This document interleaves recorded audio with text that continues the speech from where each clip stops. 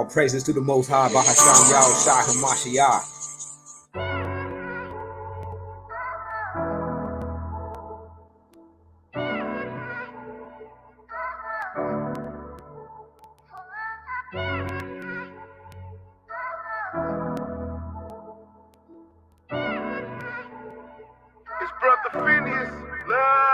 Look, I ain't nobody, just trying to tell somebody all about the Most High.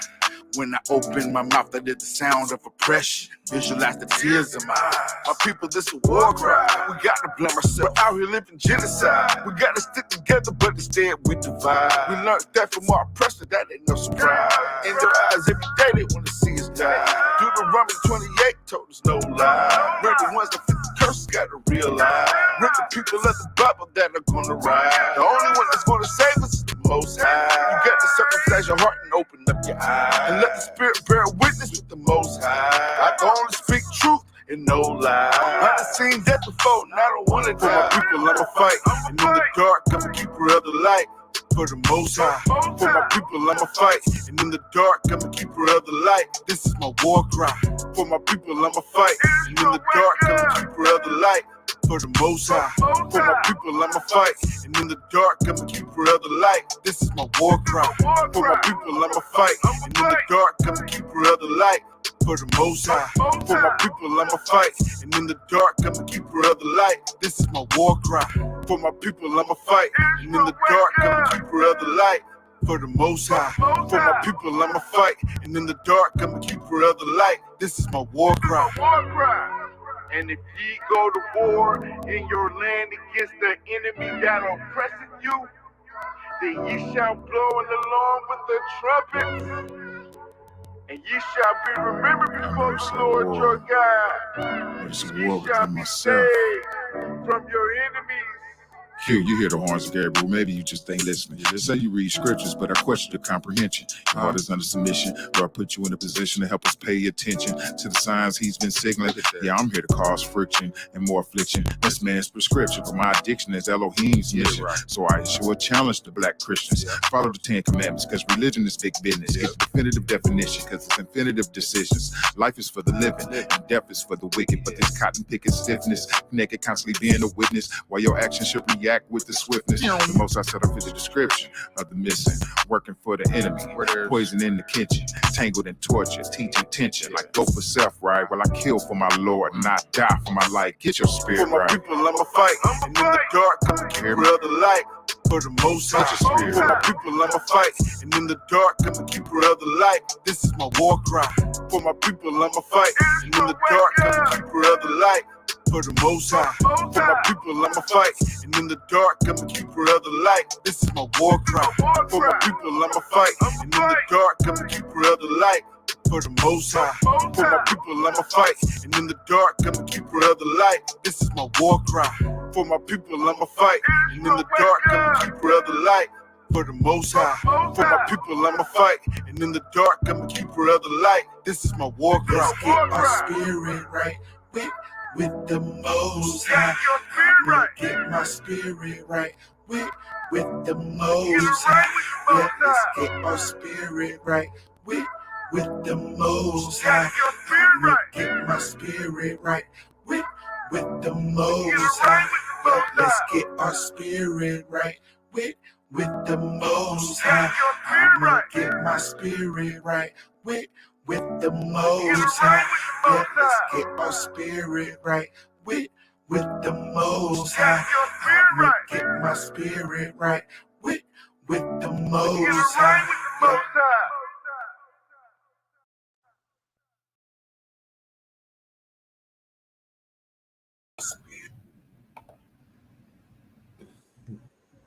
Khan, start off giving blessings, honor, glory, and power be to him that sits upon the throne and to the Lamb forever and ever. Khan. Today, we are on another Shabbat. The title of it is The Evidence of Exodus. The evidence of Exodus. We got some evidence of Exodus that is something that ought to be known about, you know what I'm saying, when we come down to the historical aspect of the scripts.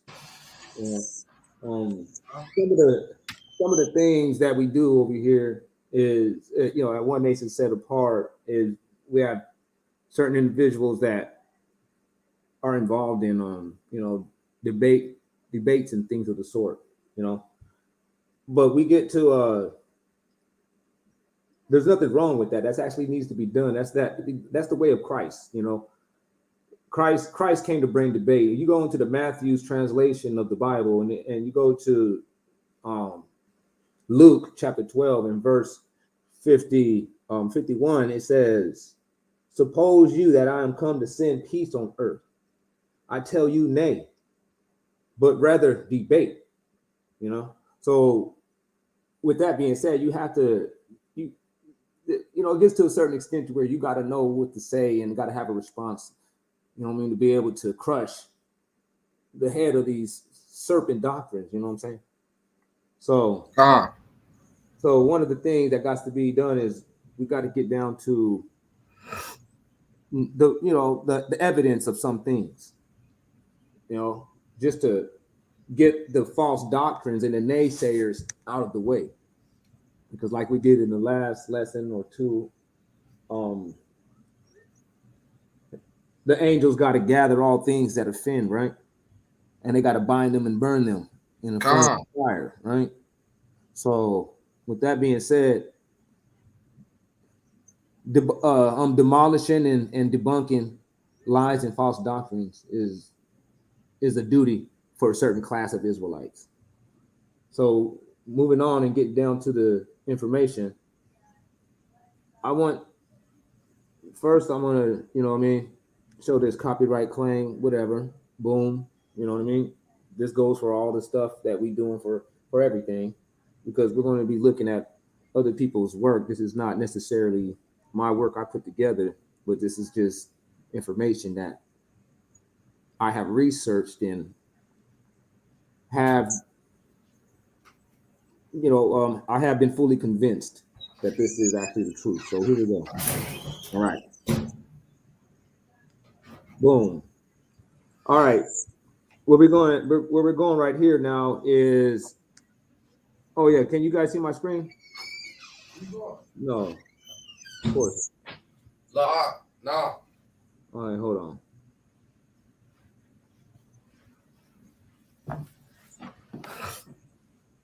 All right. Boom. Okay. Copyright disclaimer. Whatever. Moving on. Now we're going to go right here, and we're on this website right here called researchgate.net. All right. And the title of this document is Revising the Egyptian Chronology. All right. Joseph as Amhotep and Amenemhat. I'm not good at this. Amenemhat the fourth as Pharaoh of the Exodus. All right.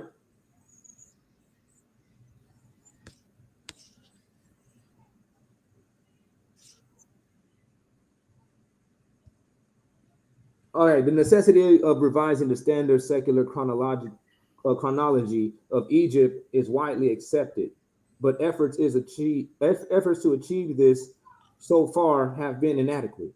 But recognizing Joseph as the Bible as the famous Amhotep of Egyptian history, and 12th dynasty Amenemhat IV as the Pharaoh of the Exodus, a drastic shortening and rearranging of the 3rd to 12th dynasties is indicated, making the chronology of Egypt accord with that of the Bible.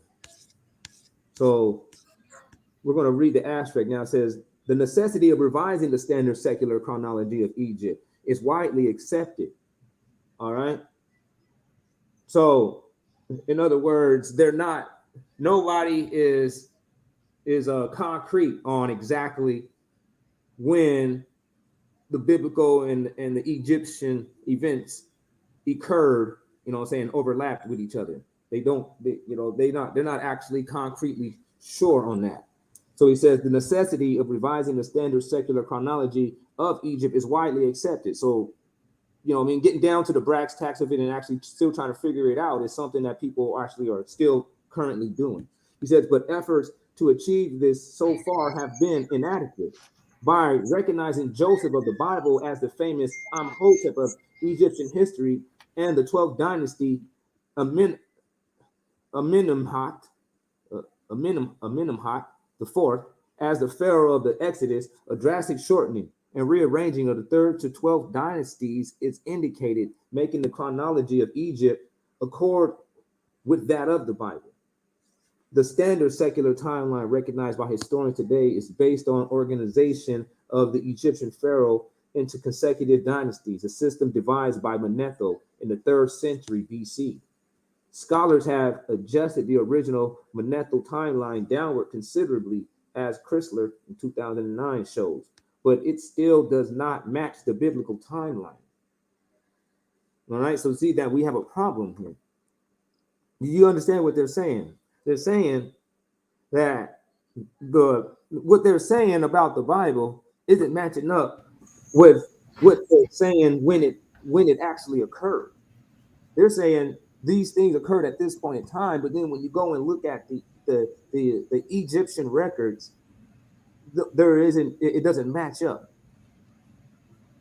So that right there has, well, I'm gonna read on this. Watch. He said efforts to relate biblical chronology to the secular chronology go back hundreds of years to Usher, 1658, and Isaac Newton.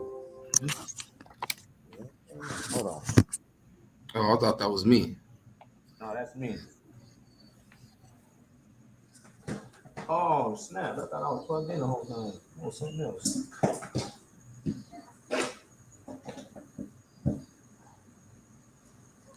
Okay. All right.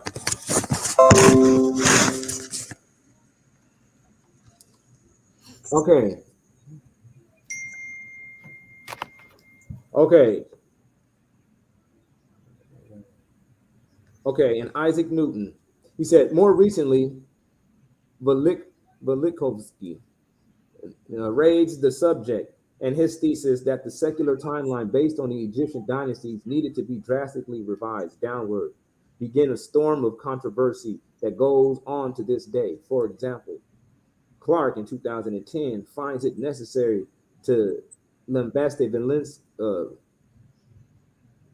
Velikovsky, even while admitting that the timeline needs to be reduced. Meanwhile, many others have come up with their own version of what chronological renovation is required. These revisionists have varied in their adherence to the biblical timeline. Even those who accept the Bible as solid history differ on the details of revising the chronology. So what they're saying is it needs to be fixed. That 3rd century, that from this 3rd century event that occurred with Manetho in 3rd century BC wasn't actually accurate, and people has been riding on that, and they haven't adjusted it since then. And that is a problem, because what that does is that opens the gates for people to have the disbelief in the Bible, because one of the things is they will say, well, it doesn't, you don't see any of that stuff in Egypt. Well, what we're going to do is we're going to prove that it is these things in Egypt. All right. So let me see where I want to start with this. All right. It says a comparison of Joseph and Amhotep. All right. Joseph's sudden rise from the slave to second in command over all Egypt is an amazing story. The way Joseph dealt with the severe 7-year famine and its ultimate economic and political effects on Egypt are monumentally important matters that one might think would be recorded in secular history outside of the biblical record of Genesis 39 through 50. All right. There is reason to believe that Joseph figures prominently in Egyptian history as Amhotep, the famous vizier chief administrator, who served under the third dynasty, Pharaoh, Djoser. Scholars have noted the great similarities between the biblical Joseph and the historical Amhotep.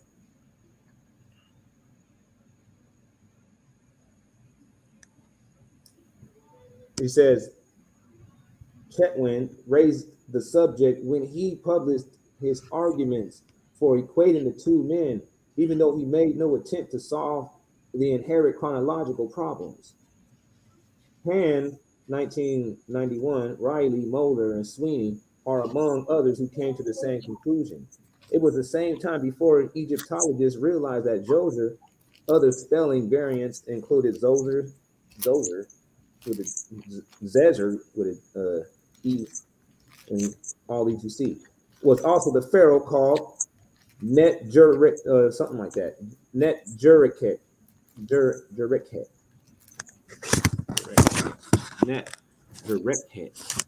Net-Jureket.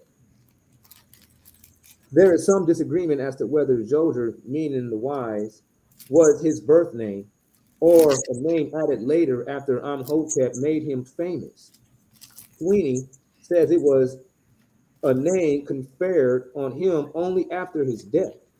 In any case, Egyptian pharaohs had multiple names. What? Egyptian pharaohs, they had multiple names. By the 5th dynasty, pharaohs had 5 names, 1 given at birth and 4 bestowed when they were crowned.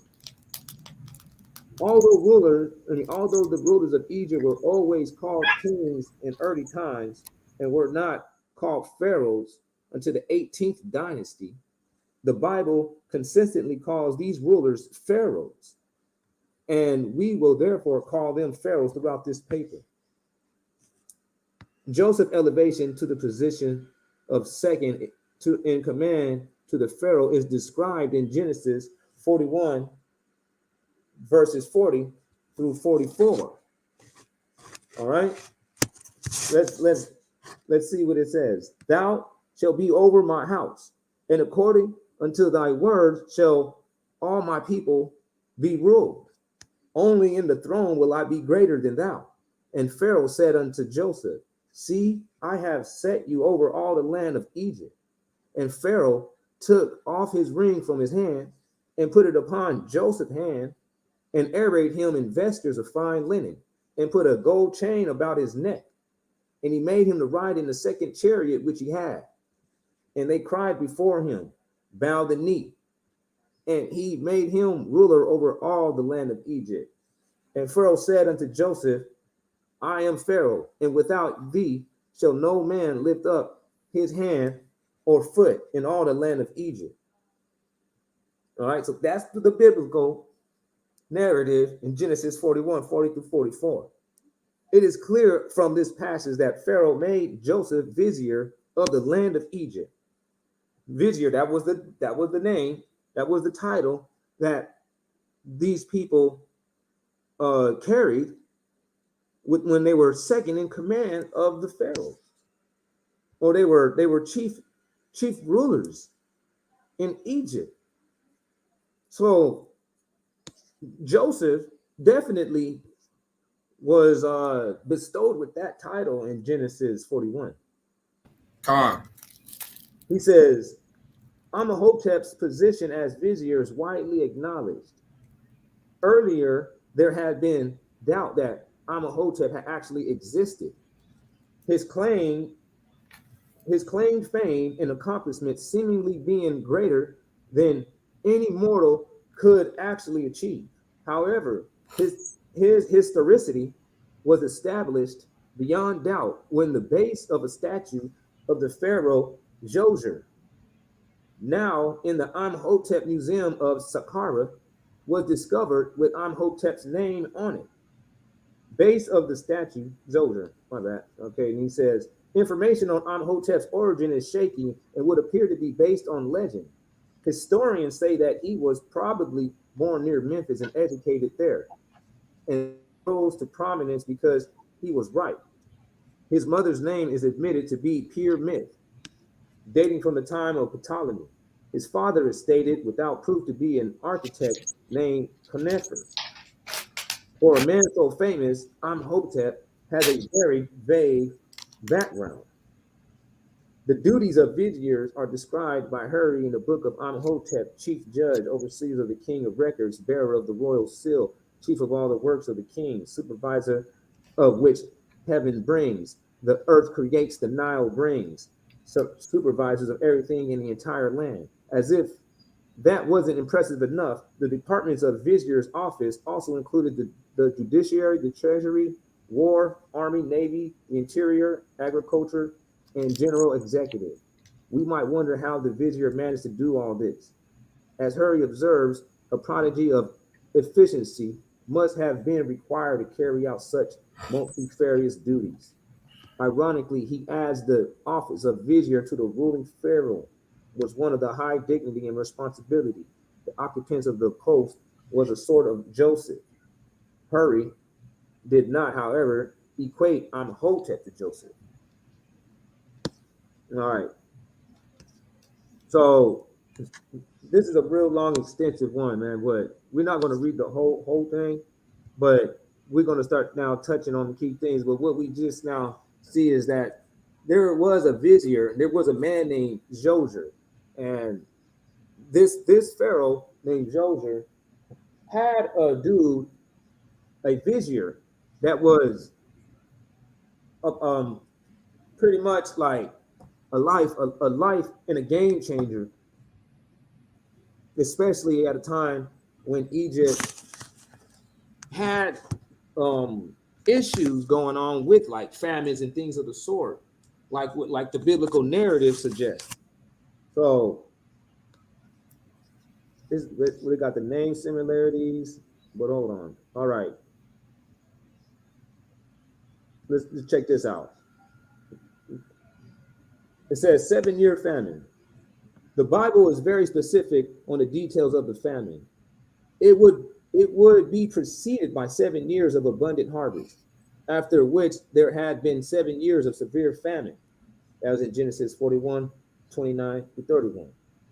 Joseph predicted the famine and advised the Pharaoh what he should do to prepare for it. On account of Amhotep and his role in advising the Pharaoh, Djoser about a 7-year famine is written in the famine stela stone on Sahel Island near Elephantine Island in the Nile River in South Egypt. Although details are somewhat different, it appears to refer to the same famine and strongly backs Amhotep as Joseph for a complete translation of the stela inscription. But now we're going to go to this stela inscription. All right. All right. So this is the stela inscription. All right. Now, this is what it says. Tell me that this not sound straight biblical. He said, year of Horus, whatever this and this and all these guys cats. All right, hold on. Let me grab my pointer so y'all can see what I'm reading. Hold on. Hey, yo, Abdullah. Con. Hey, you got beats? No, I don't got no beats. But hold on, let me see real quick. It's cool, man. I man, I just don't like the dead atmosphere, man. I just can't. So I'm just gonna go ahead and do this. She takes a picture. Here is this ET. Man, you might as well just play the music. Hey, you got the subscription to YouTube Red? Yep. Yeah, can you just play what's it called, man?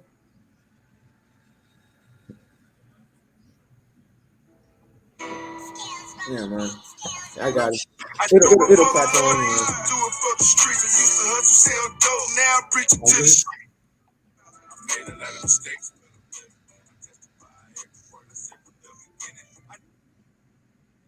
For the streets, I used to hustle, sell dope. Now I preach it to the shit, yeah. Is that cool? You can do this to me. You can shoot me. You hear it? You can't kill me. Is it too loud? Yeah. I got it. No, I already got it going. All right. All right. Okay, we're looking at this right here. All right.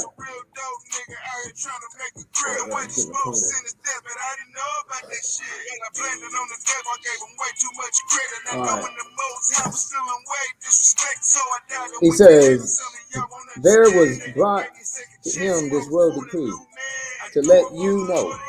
I was in mourning in my throne. Those of the palace were in grief. My heart was in great affliction because happy had failed to come in time of a period of 7 years. Grain was scant. Kernels were dried up. Scarce for every kind of food. Every man robbed his twin. Those who entered did not go. Children cried. Youngsters fell. The hearts of the old were grieving. Legs drawn up. They hugged the ground. Their arms clasped about them. Courtiers were needy. Temples were shut. Shrines covered with dust. Everyone was in distress. I directed my heart to turn into the past. I consulted one of the staff of the evil, the chief lector priest of Amhotep, son of Ptah, south of his wall, in which place is happy born, which is the town of the Cineous one, which God dwells there, that he might join with me. He stood, I shall go to the mansion of the net. It is designed to support a man in his deeds. I shall enter into the house of life, enroll the souls of Ray. I shall be guided by them. He departed. He returned to me quickly. He let me know the flow of happy, his shores and all the things they contain. He disclosed to me the hidden wonders to which the ancestors had made their way, and no king had equaled them since. He said to me, this is a town in the midst of the deep, surrounded by happy. Yebu Elephantine by name. It is first of the first nome of what? Whatever. I'm tired of, I'm not trying to, I really don't like, you know, saying comfortable using these people's names and stuff, man, but you know what I mean, I'm just, for the sake of the document, I'm just reading through it, finish. He says,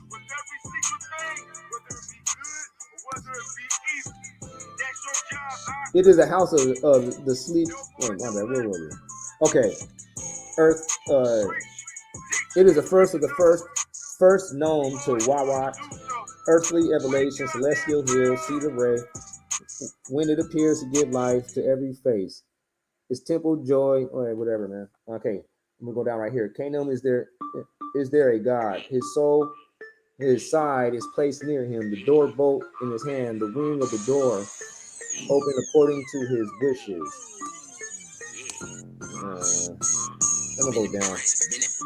All right, I'm gonna go down to the gym because I don't want to read this like all that BS, man. This is, you know what I'm saying? They're going off into their whole little Egyptian philosophical breakdowns of their experience and their spiritual experiences and things of those sorts. But let me get down to the brass tat. He said, I heard this and my heart was sad. Joseph sacrifice and dream. I heard this and my heart was sad. After I heard the message, I spread my clothes. A purification was done. A secret procession and an offering was presented. A bread, beer, geese, cattle, and all the good things of the goddesses of Elephantine, whose name was mentioned. When I was asleep, my heart was in life and happiness. I found the God standing. I caused him pleasure by worshiping and adoring him. He made himself known to me and said, I am Canaan, your creator. My arms are around you. Or I'm going to call him from now on Kabon. I am Kabon, your creator. My arms are around you to steady your body, to safeguard your limbs. I bestow on you ores, the precious stones, existence and antiquity that were not worked before to build temples, rebuild ruins, sculpt capitals for his master. I am a master of the creation. I have created myself, a great ocean which came into being in past times, according to whose pleasure the Nile rises. For I'm the master who makes master who makes, I am he who makes himself exalted in none. Who first came forth, happy who hurried at will, fashioners of every body, guided each man in their hour. I am Teman, father of gods, the great child. So what we're seeing right here is we're seeing that Joseph is recording a dream that he had, and whoever that this person is, he's communicating to him obviously in his language. It would be in the Egyptian language, but he's given the same, he's claiming the same attributes as God, the God of the Bible. You know, and we know that in the Bible that God did come to this non-Israelite, come to this non-Hebrew individual, and did show him a prophetic dream, you know what I'm saying, to him, that actually ultimately saved his empire. But you know what I'm saying, there was a bigger cause at hand. It was actually to fulfill that dream that he had for Joseph. But God came to that guy. That's even recorded in the Bible. So in here, this guy is dreaming about an interaction with God himself also.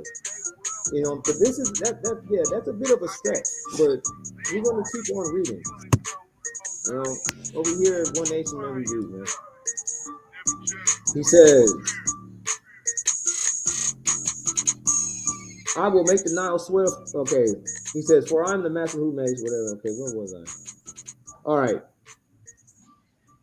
He said, I know the Nile. Urge him into the field. I urge him. Life appears in every nose. As one urges to the field, I will make the Nile swell for you. In the whole land, so the plants will flourish, bending under their fruit. Something is in all things. Everything will be brought forth by the million, and everybody in whose granary it had been drought. The land of Egypt is beginning to stir again. The shores are shining wonderfully, and wealth and well-being well with them as it has been before. Then I awoke, my heart was excited and at ease.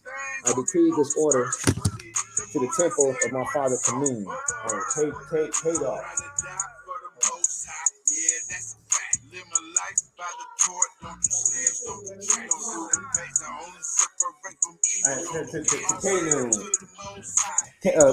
Kabon.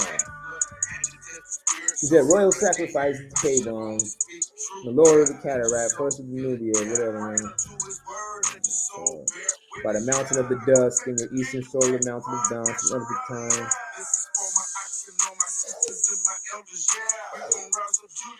Well, that's pretty much it. That was the elephantine. I mean, the famine still.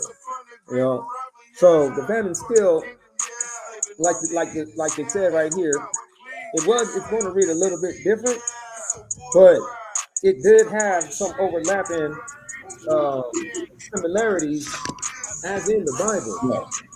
So it said it appears to refer to the same famine and strongly backs Amenhotep as Joseph. And he says, both possess great wisdom. In the biblical stories, the Pharaoh said that nobody was as discreet and wise as Joseph.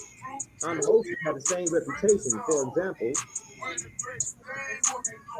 Asante in 2004, page 67, states, he, Amenhotep, is before all the great names in antiquity and stands near the top of the ancients in terms of his display of genius.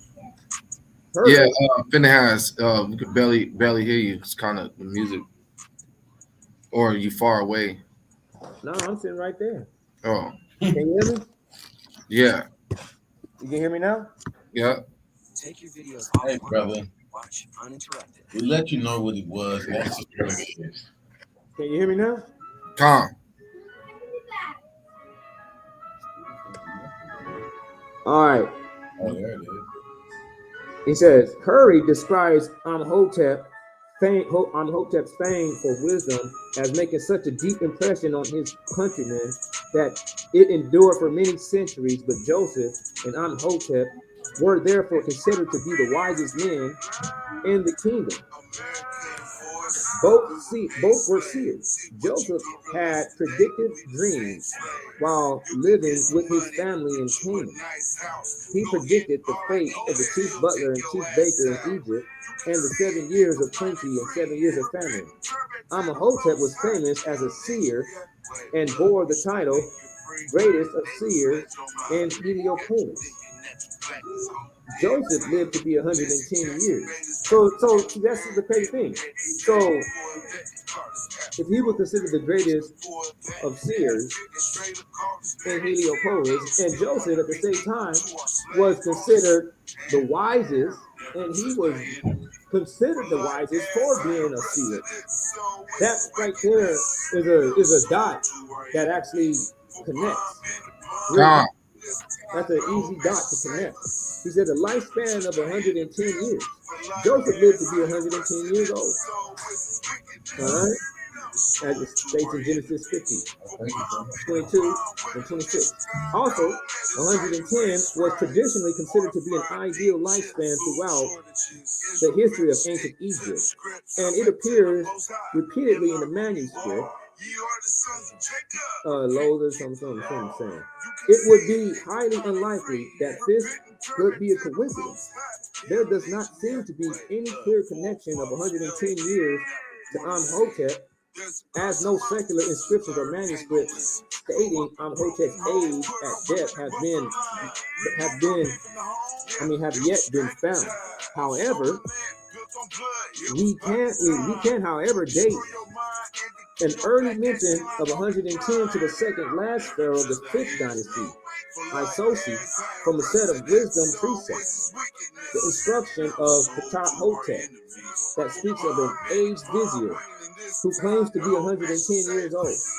It is argued for this reason that these precepts must have been earlier ones that came down from Amenhotep. What? It is argued for this reason that these precepts must have been earlier ones that came down from Amenhotep. However, it is possible that the 110 years may have been inserted into the manuscript by Ptah-hotep because it had become a traditional number for a respectable old age, and therefore should not be taken literally.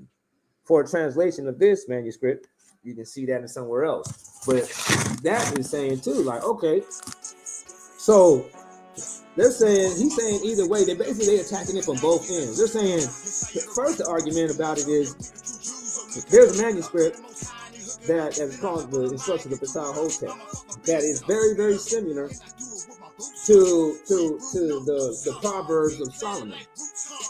And Solomon admits in those Proverbs, in the book of Proverbs, that this basically I'm gonna summarize it up. He says that it's a compilation of a lot of wise men's words. You know what I'm saying? Matter of fact, I'll just go there. We go to Proverbs 1, and you see this right here? He says, let me just start at 1 real quick. He said, the proverb of Solomon, the son of David, king of Israel, to know wisdom and instruction, to perceive. So the proverb has a purpose. It's to know wisdom and instruction. To perceive the words of understanding. The proverb is to receive the instruction of wisdom, justice, judgment, and equity. The proverbs are to give subtlety to the simple, to the young man, knowledge and discretion. The proverbs are for a wise man will hear and will increase learning, and a man of understanding shall attain unto wise counsel. The proverbs are to understand a proverb and the interpretation. The proverb is to understand the proverbs and interpretation of the words of the wise and the dark sayings. So that means right here, boom, that there was pre-existing words of wisdom. There's other words of wisdom that comes after even the book of Proverbs. But the book of Proverbs gets you to be able to actually fully understand the pre-existing and post-existing words of wisdom. You get that? Do you get that?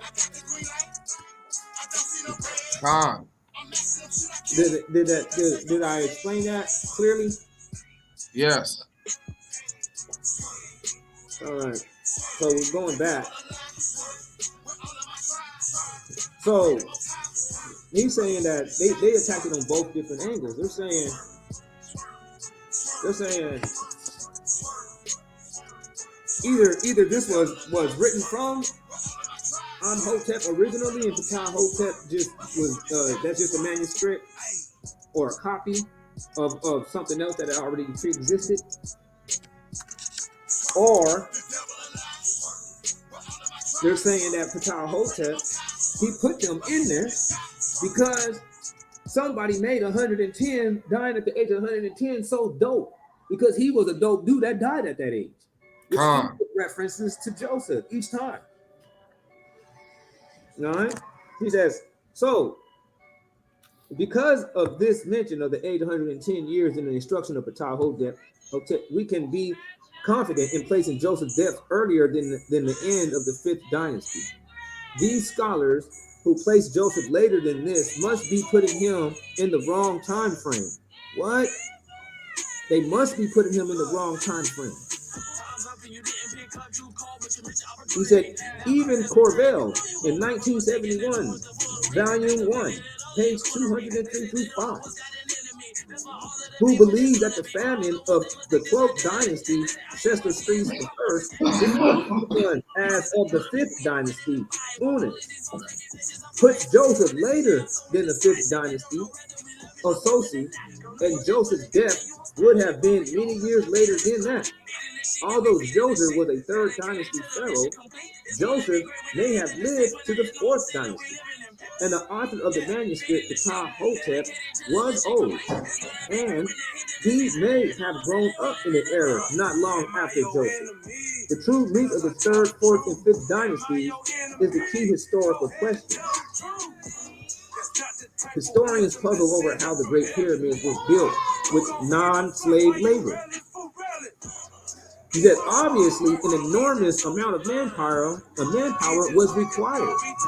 And it seems unusual to these historians that the pharaoh should have been able to get his subjects to do this amount of labor for him if they were not slaves. In fact, the Bible clearly tells us the answer to this conundrum. During the course of the 7 years of famine, the people of Egypt eventually sold everything they had. Remember this in Genesis 47? Yeah. They sold everything, their animals, their land, and themselves to the Pharaoh for food. The people said that they would be Pharaoh's servants because he had saved their lives. And you see, that actually lines up with this manuscript that we just read. First, over here, these people were going through all kinds of stuff. There was mourning on my throne. Those of the palace were in grief. My heart was in great affliction because after he had failed to come in time of the period of 7 years. Grain was scant. Kernels were dried up. Scarce was every kind of food. Every man robbed his twin. Those who did not go. Children cried, youngsters fell, the hearts of the old were grieving, legs drawn up, they hugged the ground. Their arms cast about them. Courtiers were needy. Temples were shut. Shrines covered with dust. Everyone was in distress. Why? People was going through the famine, and the famine, that stuff that they planned for still didn't work out as well as they expected, man. That's why in the book of Genesis, chapter 47, these people had to fucking put themselves into servitude. These people they basically filed for bankruptcy and then started doing crop sharing, working for free for the Pharaoh, man. The whole land of Egypt. That means that all those people became slaves. He said, in fact, the Bible clearly tells us the answer to this conundrum. Okay, hold on. He said the people said that they would be Pharaoh's servants because he had saved their lives. Therefore, from Joseph's time on, the pharaohs could commandeer the people to work as required because he owned them. We need to look in Egyptian history for a time when great work projects were ordained by the pharaoh. The first of these great Egyptian building projects was Djoser's pyramid complex at Saqqara, famously designed by his architect, Imhotep. Nothing on this scale had ever been built in Egypt before, and arguably would never be again. Not even the famous Giza pyramid. Edward, 88, describes the Saqqara complex as one of the most remarkable architectural achievements produced by the ancient Egyptians. He also notes that it is a matter of discussion how much a higher degree of architectural perfection could have been produced without a long process of development first taking place. The pyramid as an architectural element had been previously known only on a small scale, as in a first dynasty tomb. That was a pyramid with its top cut off and a traditional mastaba tomb structure built over it. Because the ability of the pharaoh to construct manpower for these projects started at the time of Imhotep, this is a strong indication that Joseph and Imhotep were the same person. In addition, a great deal of cost was involved in pyramid building on a scale that we see, not only in Saqqara complex, but also in the Giza and other pyramids that follow.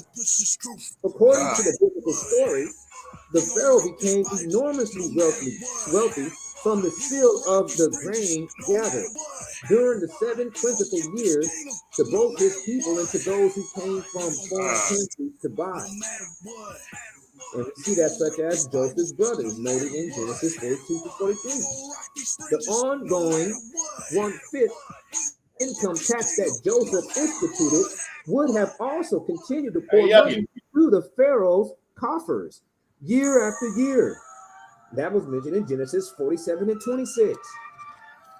The sudden available wealth displayed in Joseph's reign by his building program fits the biblical account.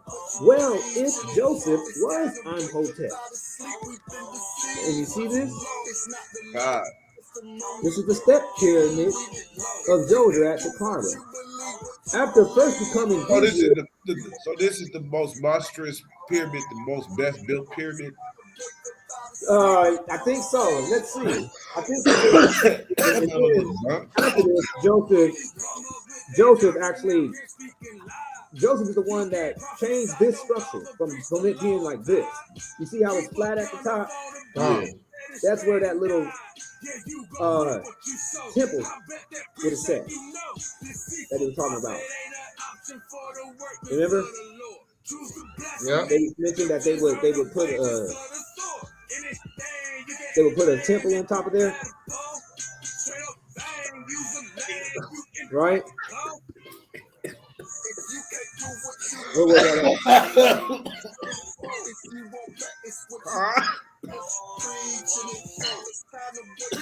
So what is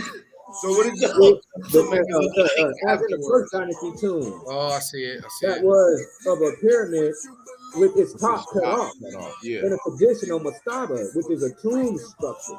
Yeah, I read that. That would be that. Boom. They changed it. You're saying? No, he put it No. on. Joseph is the one that changed this. Right. Why? Like, how did he change it? Becoming vizier for the pharaoh, Joseph lived another 80 years and would have served several more pharaohs. Depending on how many years these pharaohs reigned, we cannot consider the secular reign being as reliable. Joseph may have lived into the 4th dynasty when the great pyramids of Giza were built. The transition of the pyramid shape from step to smooth could have been designed by Joseph himself as a worshiper of God. He would have known that the ziggurat shape was an ancient symbol of rebellion against God. The Tower of Babel was most likely a step pyramid. So basically, what do you get it at? That this is what the shape of the Tower of Babel was. And the Tower of Babel was a step pyramid. It was an actual pyramid. So you said this was the Tower of Babel? I'm not saying that it was.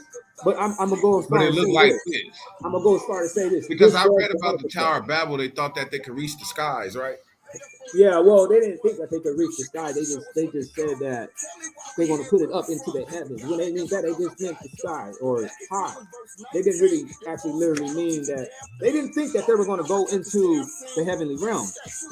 Now, you know what I'm saying? That's what they try to do. They try to put a spin on the Bible and make the people seem very, very like unrealistically delusional.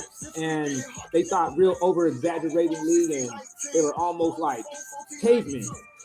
You know, they would shriek in fear from you lighting a match. You know what I mean? And stuff like that. That's not how they were, man. You know, they were just like us. And people, you know. Yeah, I know that. I was just trying to get a bigger. No, these people, they were normal. You know what I mean?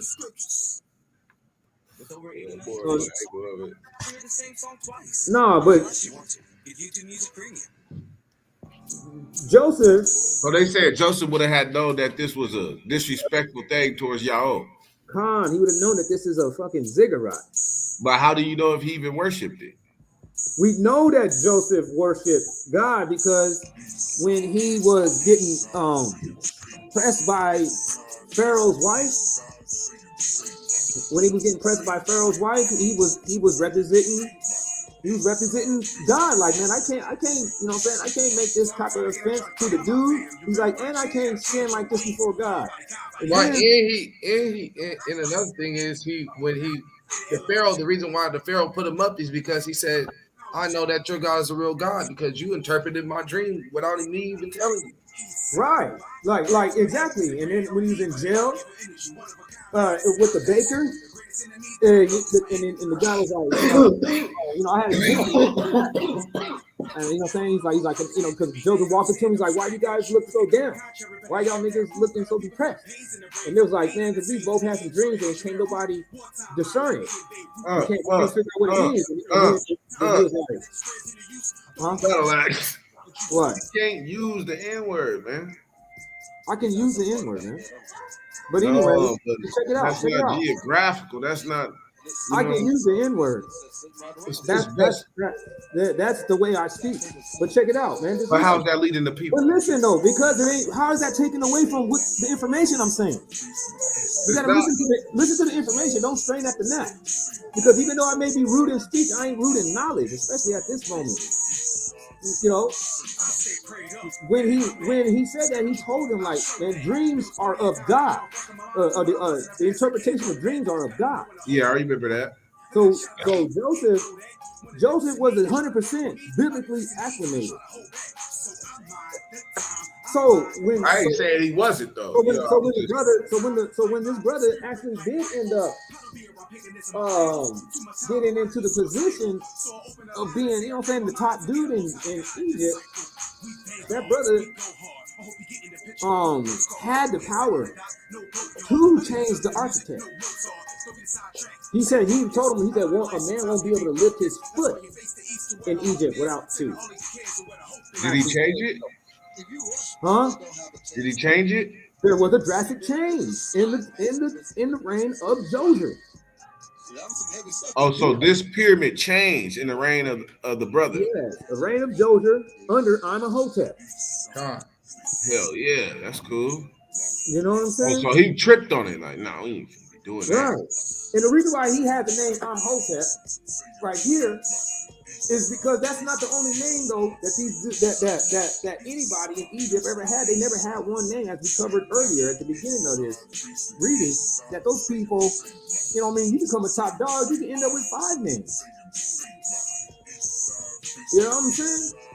Like you can see Kanye West, he's one of the dudes. Jay-Z, he done it too. He turned his name from just Jay-Z to Jigga. So Jay-Z is known as his real name to his family. Right? But then to people from the old school way back, they know him as Jay-Z. And then from people that was listening to the dude in certain albums, they know him as Jigga. And not Jigga, but Yoba. What y'all remember? Yeah, Jigga. And then I don't follow up with he's known as Hova. You know, I'm a thug from back in the day. You know, I follow up on that bitchy, slick, and messy bar. Well, if you just but them dudes are not like great dudes. You know what I'm saying? They didn't become like famous and rich. They just, you know what I'm saying, they just kind of known. But like dudes that actually are going to go down in history, historical people, even in this Egypt, they don't bear one name. Sometimes, you know what I'm saying? Not all of them, but we can see it apparent. Like right now with our rappers, that's one of the main things that you can see. Like Kanye West turned his name into Yeezy. Yeah. You know, Soulja Boy turned his name into Draco. It's Big Draco. Right. So, but he's still known as Soulja Boy too, and he's known as whoever the hell he really is. But anyway, check it out. He said, the historians wonder why Manetho started a new dynasty with Joseph. Since Joseph sealed the tomb of the previous pharaoh, K-Bon, it is the time of the later burial. It seems certain that Joseph was the son and heir, and therefore the second dynasty should have simply continued. However, Joseph was considered a very important pharaoh in later times. For instance, the Turning Canon marks Joseph uniquely with the title in red ink. As one writer has said, the basic justification for a separation between the two periods is a revolutionary change in architecture, accompanied by the effects on Egyptian society and economy of large-scale building projects. What? Listen what it is said. The basic justification for a separation between the two periods, between the second dynasty and third dynasty, is the revolutionary change in architecture, accompanied by the effects on Egyptian society and economy of large-scale building projects.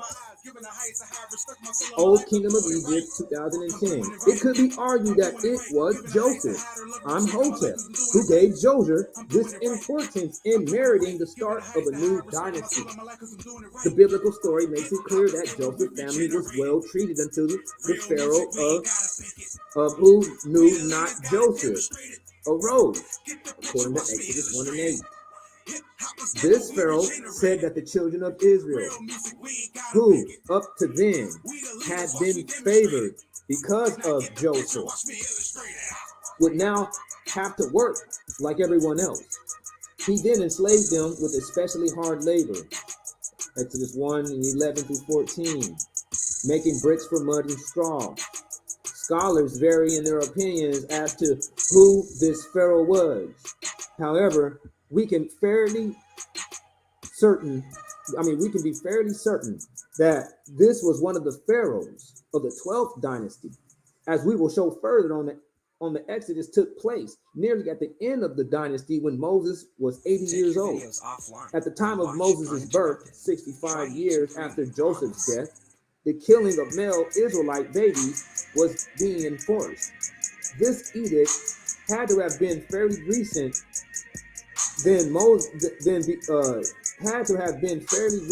because Moses' older brother Aaron, born 3 years before Moses, had not been killed.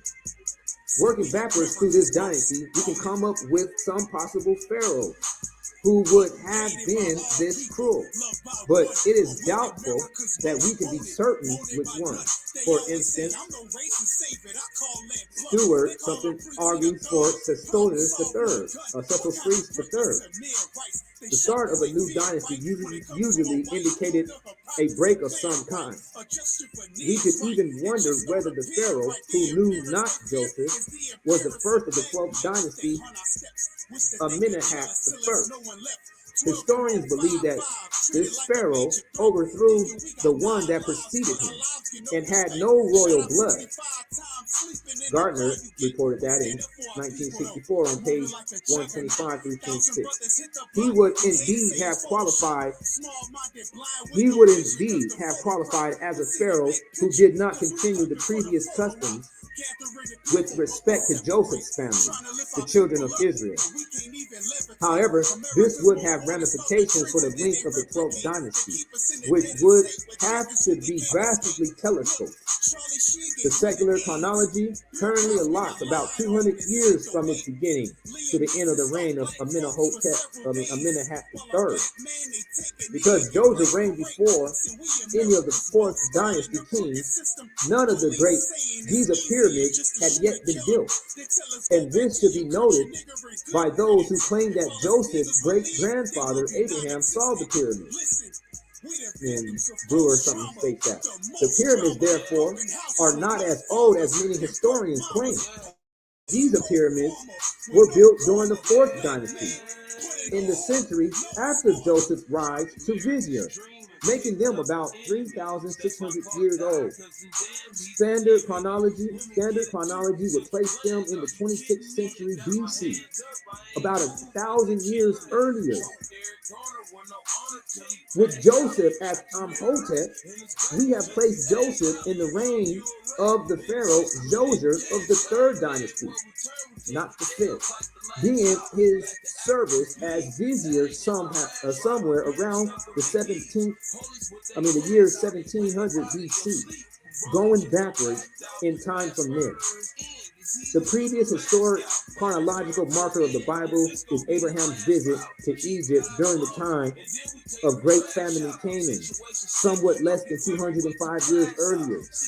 This calculation is based on 215 years from Abraham's interest into Canaan to Jacob's interest into Egypt, less than 10 years of Joseph's service before Jacob's arrival in Egypt. Later on, we will address the question of the length of time that the children of Israel spent in Egypt. This puts Abraham's visit to Egypt at somewhere around 1900 BC. The Bible does not name Abraham's pharaoh. However, it is possible that he reigned earlier in the 1st dynasty, about 3000 BC on the secular timeline. A date of 3000 BC for Abraham would be in line with Joseph as Amhotep around 2700 BC. At this time, the colonies of Egypt, who had been living in South Palestine, abandoned their residence there and returned to Egypt for unknown reasons. We might wonder if the same severe famine in Canaan that drove Abraham to Egypt might have caused these Egyptians to return home. So they're making a clear distinction between the two, man. You know, we don't have to just keep on beating this whole thing. All right. So they are saying that there's a lot of evidence we have seen, and there's a lot of things that lines up with Amhotep, Djoser, the biblical narrative, and Joseph, which now pushes the date back of Egypt back, if not 100 years, but if not hundreds of years, 1,000 years. Who wrote this text right here? Where did this information come from? This lady. This is like a college a college documentation. You know what I'm saying? This comes from this lady right here. She's the one that did it, an independent researcher. It says the 7th International Conference on Creationism at Pittsburgh, Pennsylvania, USA. She's an independent researcher. Yeah. White lady. What she do? Take a trip to Egypt or something? No, she studied. Probably just been a historian for a long time. She's very old, as we can see. This person, you know what I mean? This person looks like they've been here for almost a century.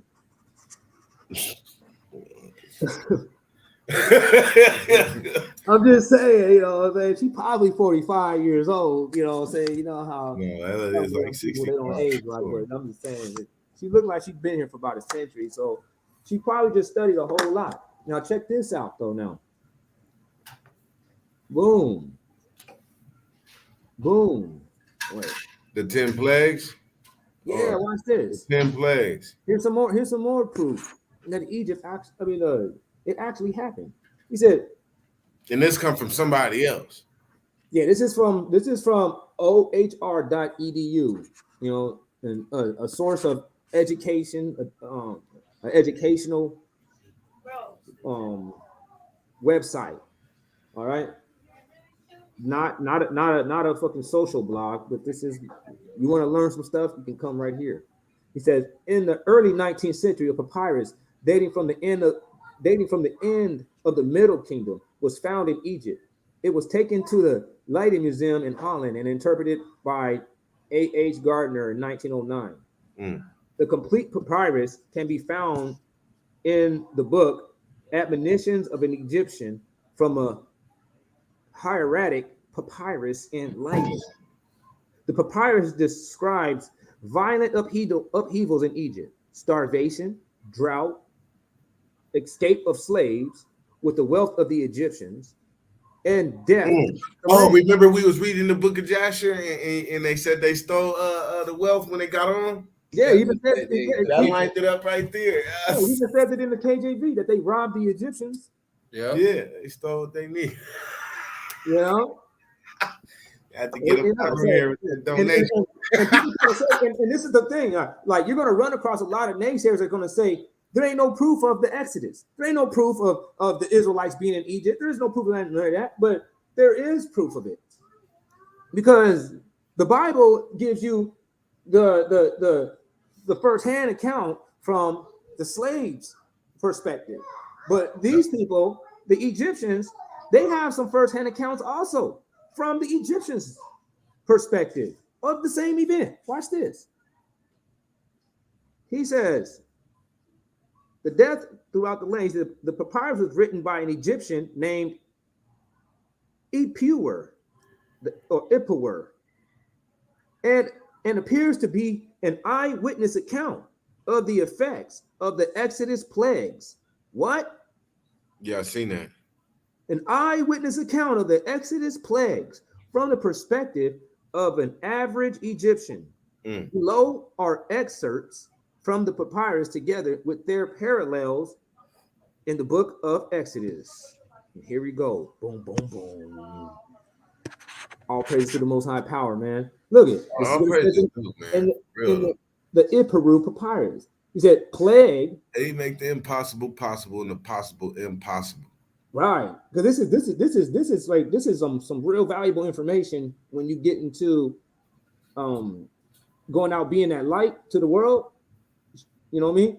Trying to wake your people up and get them out of the wells of the devil. You're gonna run across these wicked terrors that the devil has planted. You can come across these terrors. And these terrors are going to be saying things that needs to be squashed with this information right here. What are you saying, Doc? You said something, Doc? I think your mic is muted.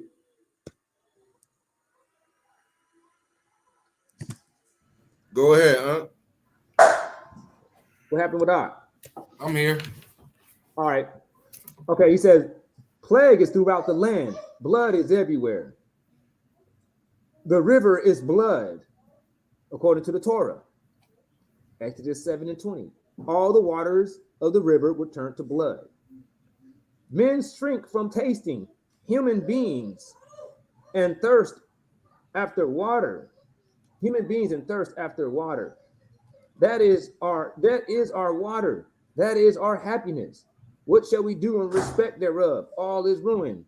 The Bible says there was blood throughout all the land of Egypt, and the river stank. And all dug around the river for water to drink, for they could not drink of the water of the river. So that's a clear, concise correlation between the Ipuwer papyrus and the Bible. He said, here's another one. He says, forsooth, gates, columns, and walls are consumed by fire. Lower Egypt weeps. The entire palace is without its revenues. To it belongs by right wheat and barley, geese and fish. Exodus 9:23 through 24. And the fire ran along the ground. There was hail, and fire mingled with the hail, very grievous. And the hail smote every herb of the field, and broke every tree of the field. And the flax and the barley was smitten, for the barley was in season, and the flax was ripe. Their homeboy Ipparu's account. Forsooth, grain has perished on every side. Come on now. But the wheat and the rye were not smitten, for they are grown up.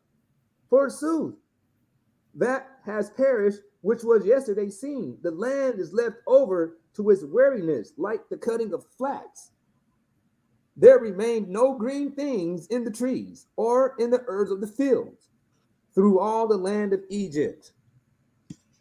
They're saying the same thing. Here's another account. All animals, their hearts weep, cattle moan. Behold, cattle are left to stray, and there is none to gather them.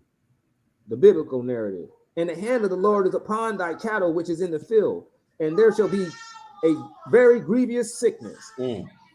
Gather your cattle and all that thou hast in the field. And he that did not fear the word of the Lord left his servants and cattle in the field. You see that?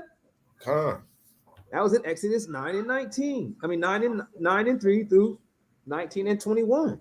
He says, and then they say, look, the land is without light.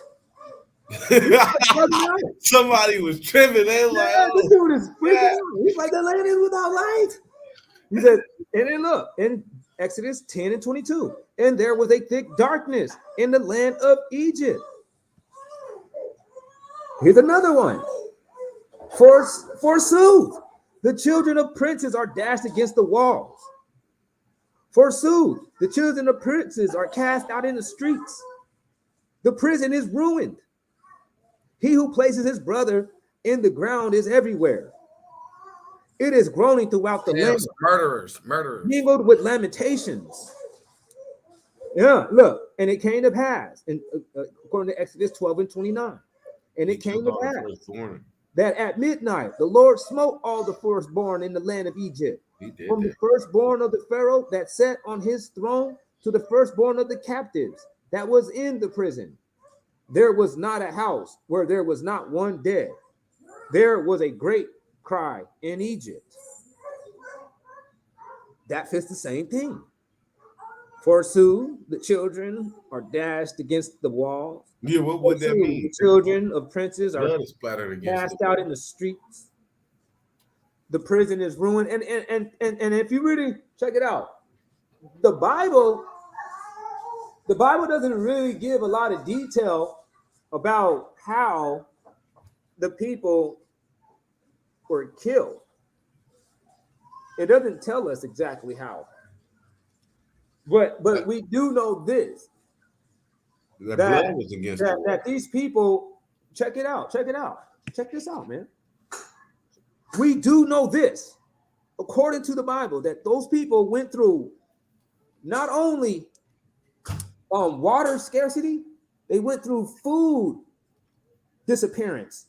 They had no food, they had no water. What do you think what people are going to do in a city, in a large city, when those two things happen? We all seen the Doomsday movies. We all seen the STHF. They finna run them up. The shit hits the fan. They finna rebel against everything over there. Yeah, we all seen the shit hit the fan movies. What happens? People they go crazy. People go completely bonkers. They start killing each other. They start, you know what I'm saying? Taking, beating, stealing, and doing all kind of mayhem. Yeah. We know that had to have happened in Egypt too. When God cut off their water supply, cut off all their food, because even if the water, even if they were able to do something about the water, there was nothing that you can do about the cattle being killed.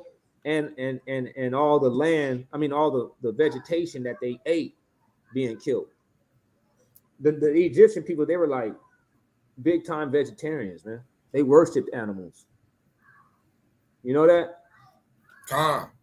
They didn't believe in eating animals because they believed that those were vessels that contain God spirits. Yeah. That's why when you go to the book of Exodus, and Moses is negotiating with Pharaoh about how they need to go out and worship, and they were like, he was like, man, just worship in the land right here. You ain't got to go nowhere too far. Just go just like a little bit right there. You know what I mean? Go out. And he's like, but if I do, man, the Egyptians are gonna trip, because that's an abomination to the Egyptians. That's something that they don't accept. It's unacceptable to sacrifice an animal in Egypt. Yeah. They So- do that here today too. That's crazy. In this Egypt, it's abominable to sacrifice an animal in a lot of states. In all states with California, actually. Yeah. California is the only state where you're allowed to legally sacrifice an animal if you do it according to the practice of the Jews. That's the only way that you can do it. You're not allowed to sacrifice an animal. You're not allowed to sacrifice an animal in a way to where, you know, the Hindus do it if they do, or whatever, any other religion. You got to do it only the way that the Jews do it. If your righteousness don't exceed the righteousness of the scribes and the Pharisees, you should in no way inherit the earth. Come, that's right. You know what I mean? That's how you know that. Yeah, that's how you know that, man. God has set before you life and death, and He always done it. He keeps doing it to everybody. All right, keep reading, huh? You know what I mean? Yeah. I'm gonna get back on there. We say, all right, where were we? All right. Oh, Force. No, right here, 7:1. He says, behold, the fire has mounted up on high. Its burning goes forth against the enemies of the land. And in the Bible narrative, by day in a pillar of cloud to lead them by the way, and by night in a pillar of fire to give them light, to go by day and night.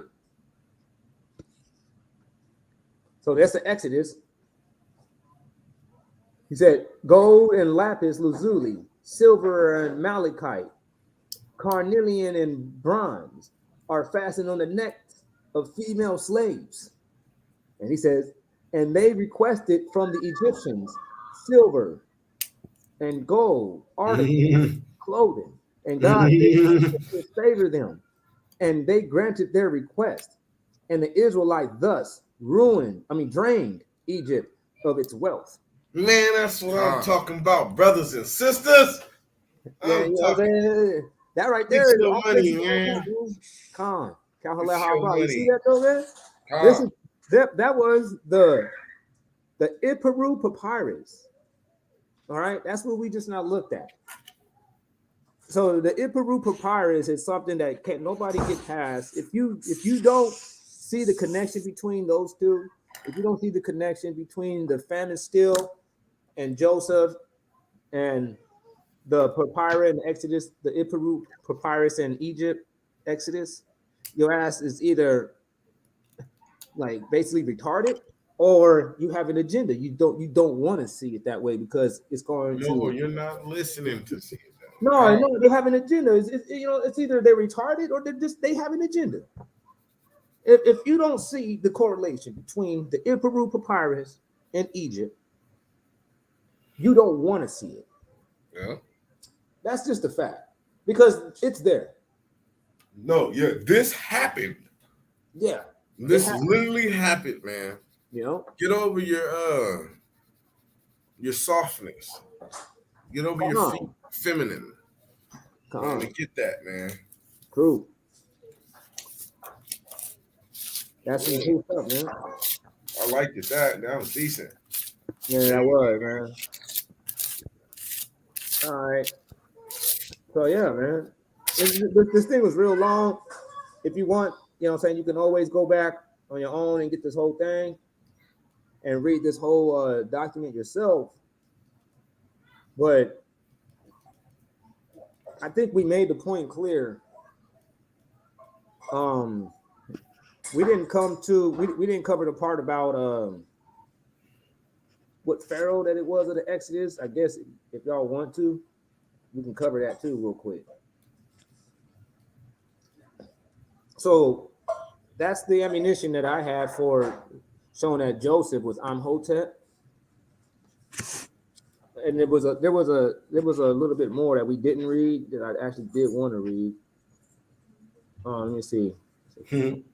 Time.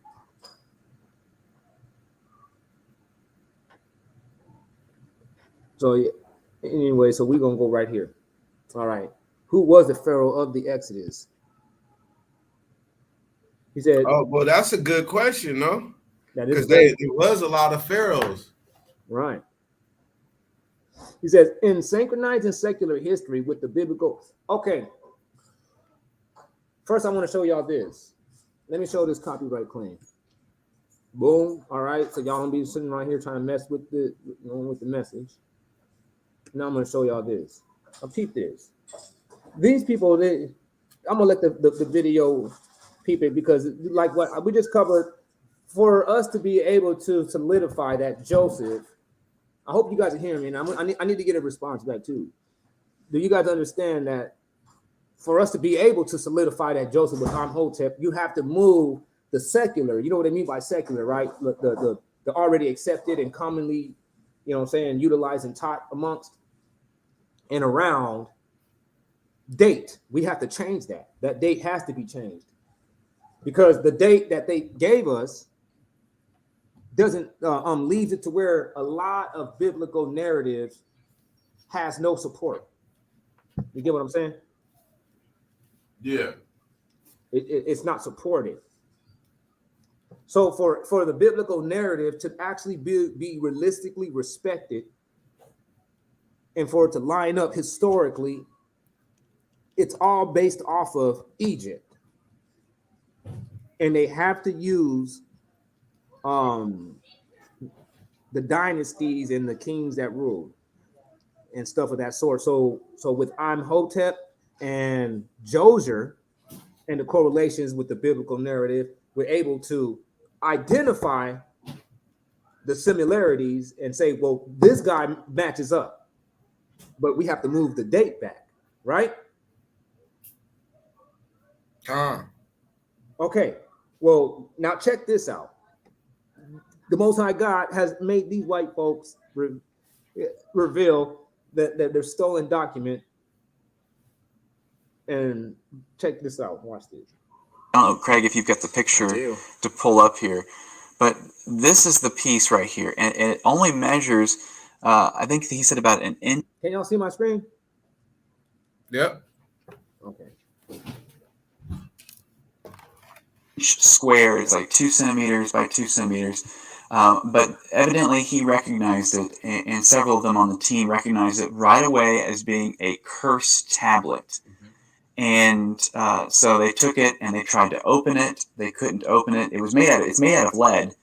And so they sent it off, or they did send it off to Prague in the Czech Republic to have it scanned. And so it went through this extremely detailed scanning process to reveal 40 characters of Hebrew text. This is an ancient Hebrew text that it's pretty amazing what they say that is on it. So right. Go ahead. We don't want to steal his thunder, but the idea that they found this years ago, right? And they knew if they were to have opened the thing up, they likely would have destroyed the internal contents of it. So if there were writing, they wouldn't know. And the technology is now available. They've been able to do these high-resolution scans, I think almost X-ray type of scans. I think so. Make a 3D model Correct. of it. And then they were able to identify Hebrew characters on the inside of this thing. And it's what those things say that has got the world of archaeology and history all of us. It is. And so we've got a clip from Scott at the press conference that we're going to play for you. It's about a minute and a half. So check it out. So they found this thing, this little curse tablet. But they didn't find it in Egypt. They found it in the Middle East. All right.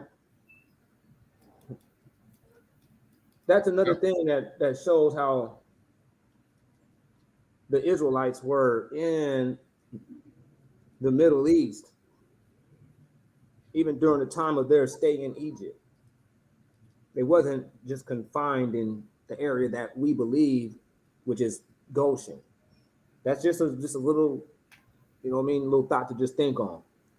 Oh, you saying they spread it out? He goes in. Huh? You saying they would spread it out? It's possible they could have been spread it out, or it's possible that the Goshen was in a different spot than what the telling us. Because then where did the Egyptians live? I've always wondered that. I say, wait a minute, if that's the place and there's a fucking drought and everything, I'm like, where's the Egyptians at then? I'm sure that wasn't an empty fucking barren land before, you know, and everybody just chose to live in the dirt. I'm sure that people was in there. So I'm like, it probably wasn't that spot once again.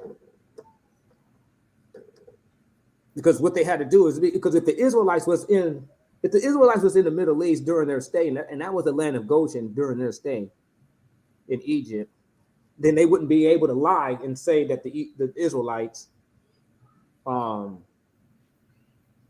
wouldn't be able to lie and say that the Israelites went to that spot. You get what I'm saying? They wouldn't be like that would abolish the lie. So what they have to do is they have to make that spot a vacant area, as if the Israelites never went there and the Egyptians never occupied that area, even though it's literally like in their vicinity. You get what I'm saying? Yeah. But just check it out. That's beside that, you know, that's kind of beside the point, but that's just something that we need to know about too. You're like, wait a minute, but they found this in Jerusalem, not Jerusalem, but in the Middle East. But watch this. Into explanation about finding it, what it is, and then when we come back, we'll tell you what was on that tablet. All right. This is Scott during the press conference today in Houston. I immediately recognized what we had. We call this a defixio, or a cursed tablet, because many of these are known. We know what they are.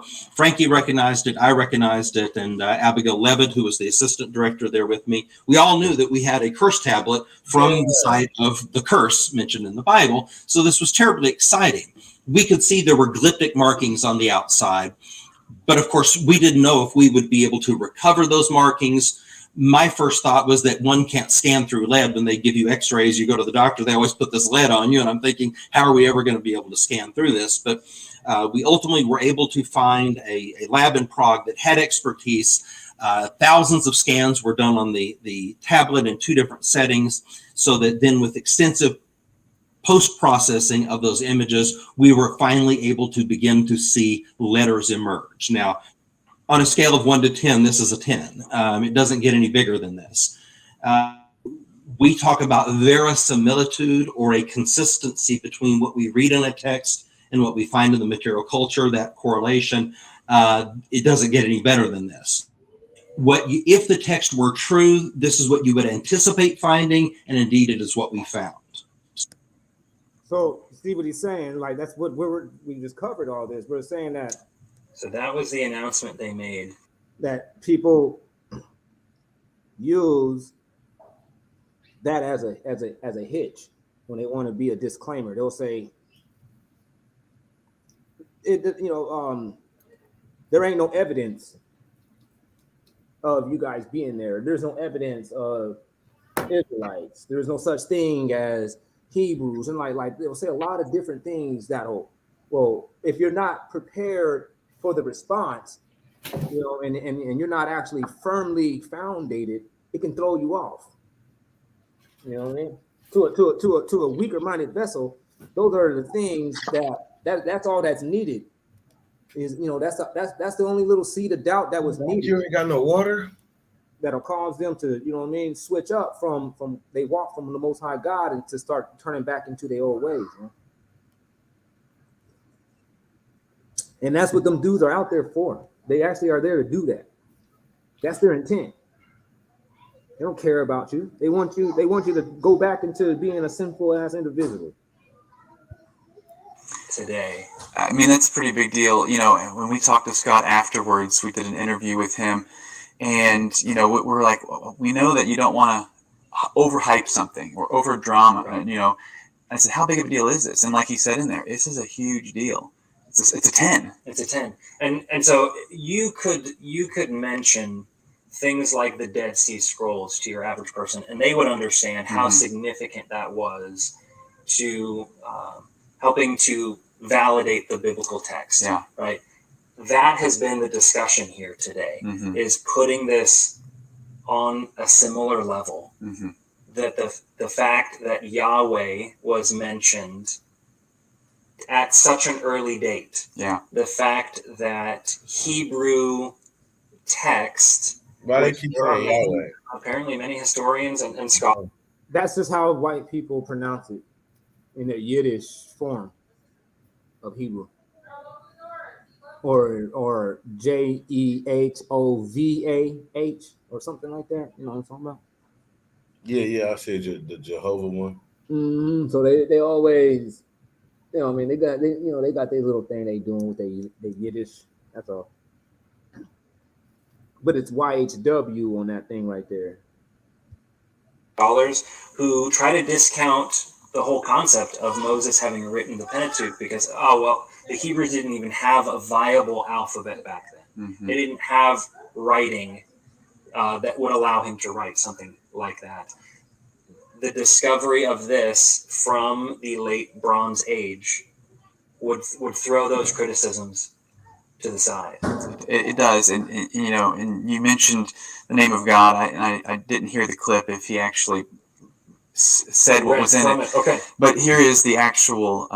This was what they found written on the tablet. It says, "Cursed, cursed, cursed, cursed by the God Yahweh. You will die, cursed." Cursed, you will surely die. Cursed by Yahweh. Cursed, cursed, cursed. It's a lot of cursed. But basically, as Craig mentioned, the fact that it mentions Yahweh twice in this text, it was found in Israel. It was found in the late Bronze Age, which is a big deal because there were people that didn't even think the Israelites were in this land at this period of time. It does so much for the Bible and for, because there were people that didn't even think the Israelites were in this land at this period of time. It does so much for the Bible and for dating the Bible because they didn't even think the Israelites were in this land at this period of time. It does so much for the Bible and for dating the Bible because this also points to an earlier deal because there were people that didn't even think the Israelites were in this land at this period of time. It does so much for the Bible and for dating the Bible because this also points to an earlier dynasty of leaving Exodus, or the Exodus from Egypt, because that would have been during the same period of time. So there's just so many things. An earlier dynasty of leaving Exodus, or the Exodus from Egypt, because that would have been during the same period of time. So points to an earlier dynasty of leaving Exodus, or the Exodus from Egypt, because that would have been during the same period of time. So points to an earlier dynasty of leaving Exodus, or the Exodus from Egypt, because that would have been during the same period of time. So there's just so many things that I think are going to be unpacked over the coming weeks with this discovery. And it points forward and it points backward. Last night, Craig and I, we were. Do you know why I said it points forward and it points backward? No. Because It was found in the wrong spot. It should have been found in Egypt. It should have been in Egypt. At that time, yeah. I see what you're saying.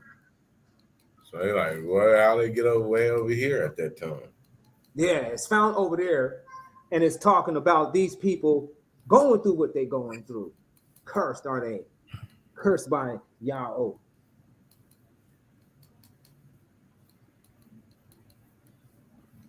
Denoting the precursor to the Exodus. And it puts it back way earlier.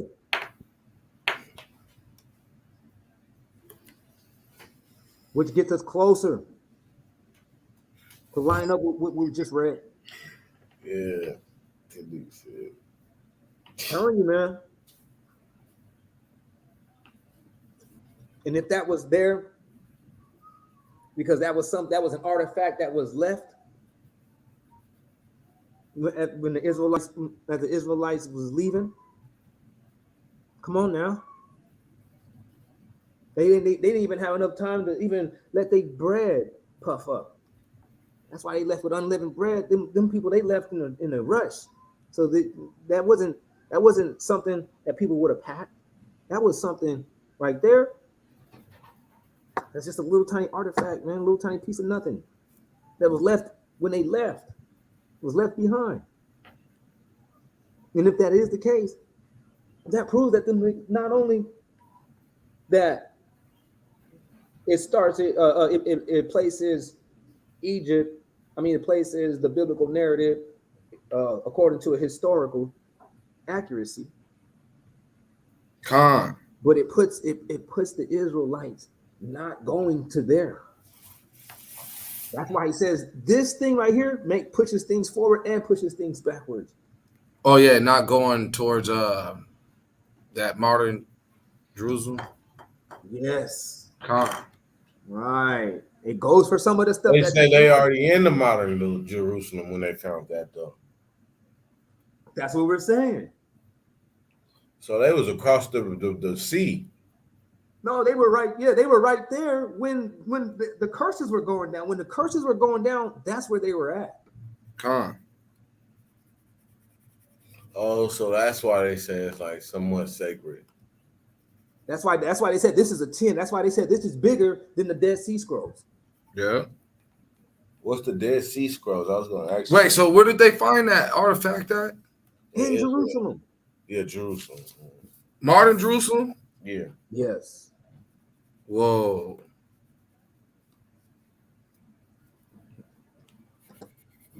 Come on now, man. Yeah, they supposed to be in Egypt at this time. But they were over here in modern Jerusalem at this time. Right. That means modern Jerusalem is Egypt.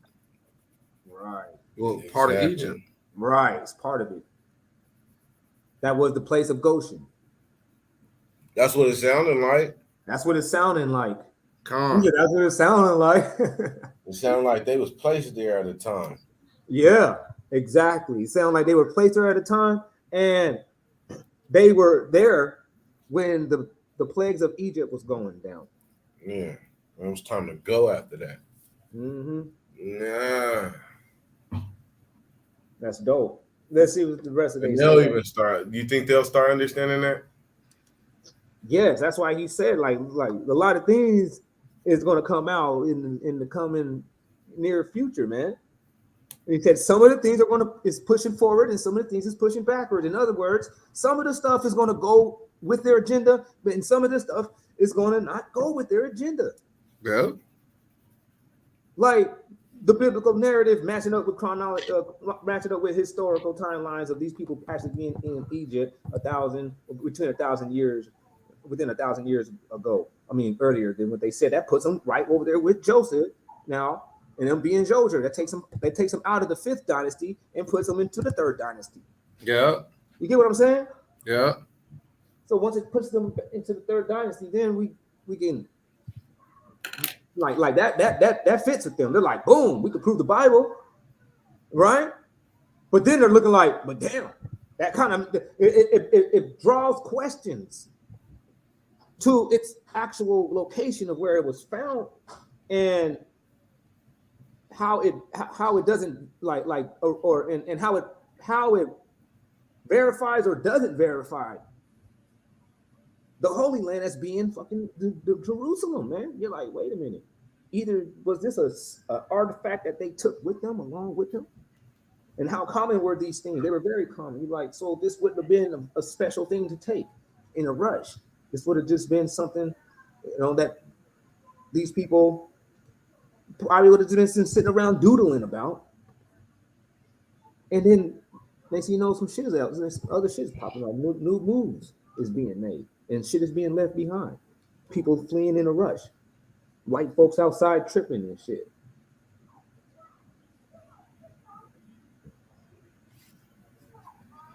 I'm telling you, man, this is I don't even know why a lot of people haven't even been talking about this. How people don't know? I don't understand. I know. This is I didn't find this out today.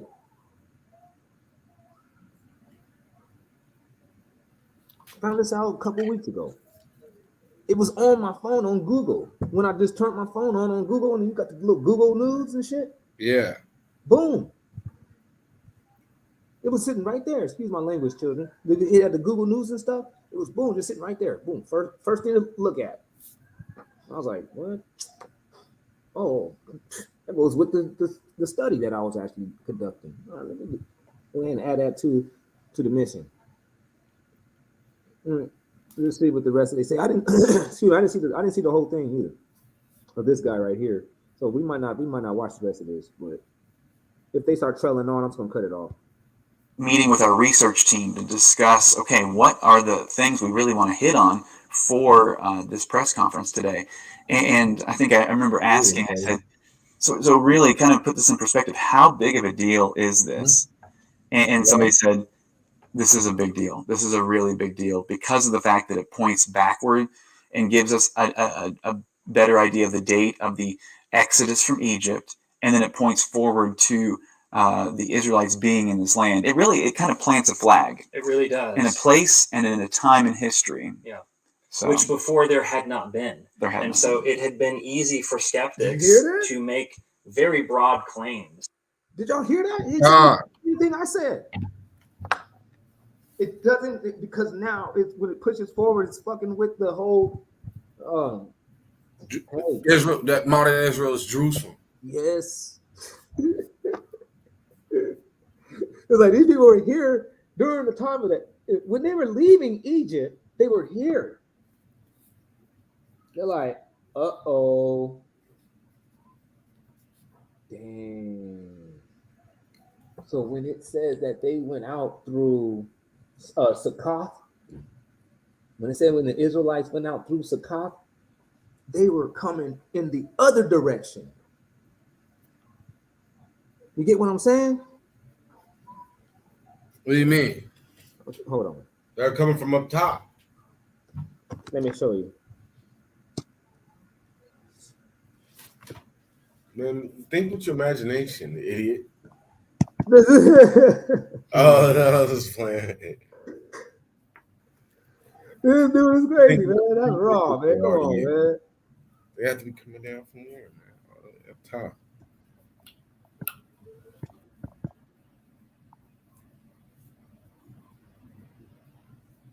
Sukkot. Sukkot. Yeah, let me see. Sukkot.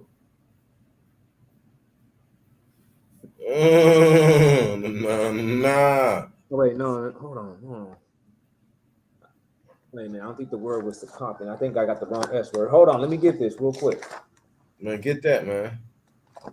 Man, we got some beats while I'm getting it, because I'm freestyling right now. Yeah.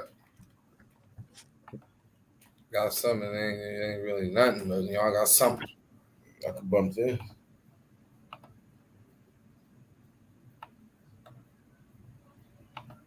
Yeah, I could bump this. It's good. Beats. I always felt misplaced. Tony is always Tony.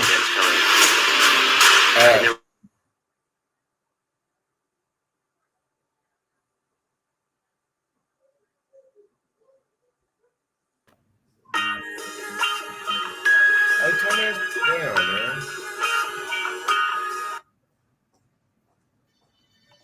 Turn it down.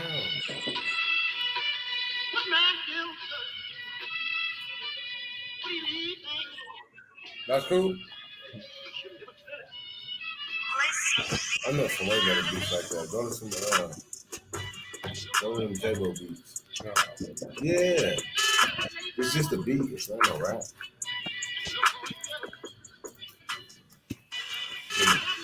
Yeah. See how it sound on there. See how it sound on there. Hell no. Watch out, Cuddy, stop. Man, what's wrong with you? Them bunk beats. Look at that. That's the con. You see that? Beats on Nigga, See the no. con? Hold on. This dude keep messing with me. No, this dude's messing with my mental.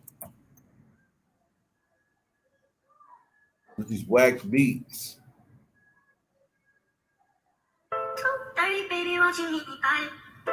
Yeah. No. Hello? Shalom, man. My bad, man. Y'all soft got me bumping some crazy stuff, man. He's lying. Yeah, man. He's lying. I'm gonna handle it. I'm gonna handle it. Okay. No, you put that on there. Got it. No, we good. I just said a beat. I didn't say yeah.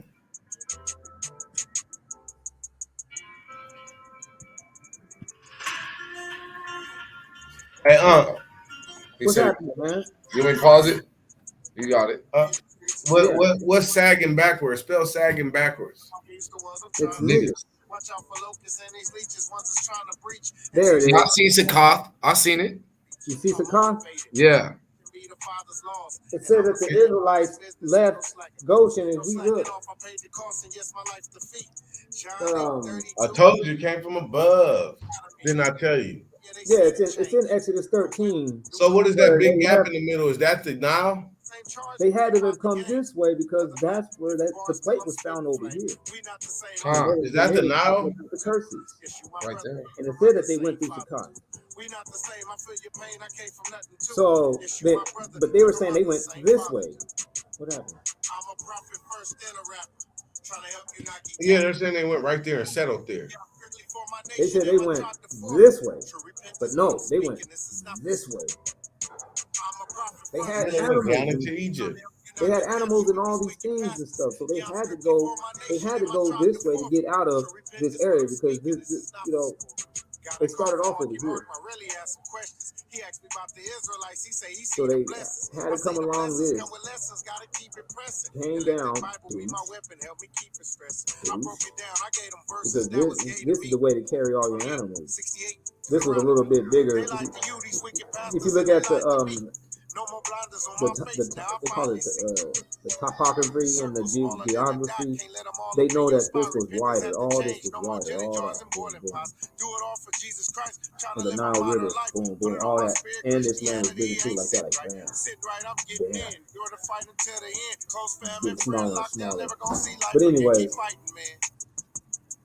they, even on this right here, these folks, they know good darn well that it's going down. Criticizing the Bible and the biblical history by saying, well, we don't have proof that they were ever in the land that early.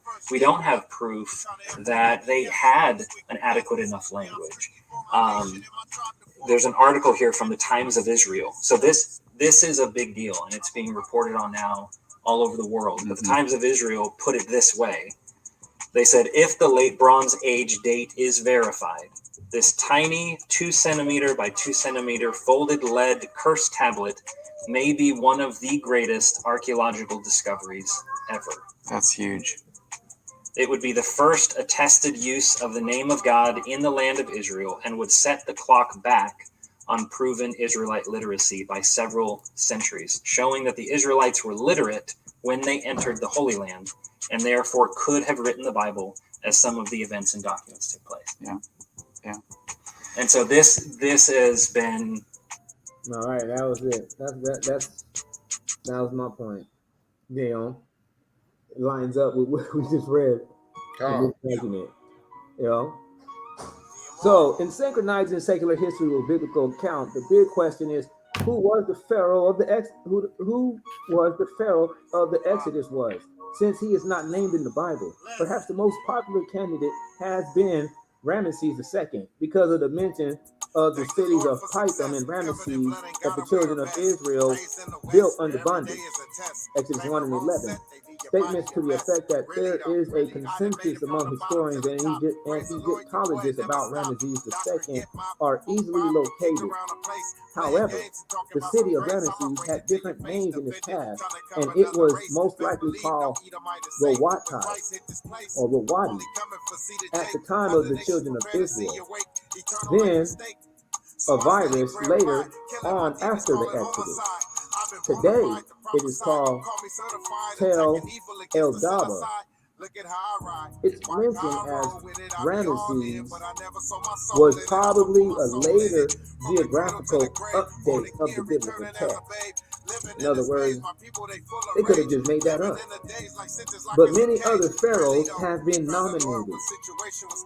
Aileen in 1981, Petrovic, and Voss chose Amenhotep II of the 18th dynasty, and therefore have to argue that the pharaoh did not die in the Red Sea, although this is refuted by Psalms 136 and 15, which they discount. Horvel, 1971, volume 1, page 122, argues that a pharaoh of the 13th dynasty, Concheris, must have been the Exodus pharaoh. Down in 2001 accepts Carsim, whatever. I can't, man. I'm done with these dudes, man. All right, you guys see the name right there, Cass Comrie or whatever. Collins argues that Exodus 14 and 30, where the children of Israel saw the Egyptians lying dead along the shore of the sea, leaves open the possibility that the pharaoh's body was actually recovered. This allows Collins to choose Tutmosis IV from the 18th dynasty, even though we know where his body is in the Cairo Museum. Unfortunately, this preferred pharaoh has other problems in qualifying, but Collins is not deterred. Moeller also chooses Tutmosis IV, whom he claims was the same person as Amenhotep III. Ardmus.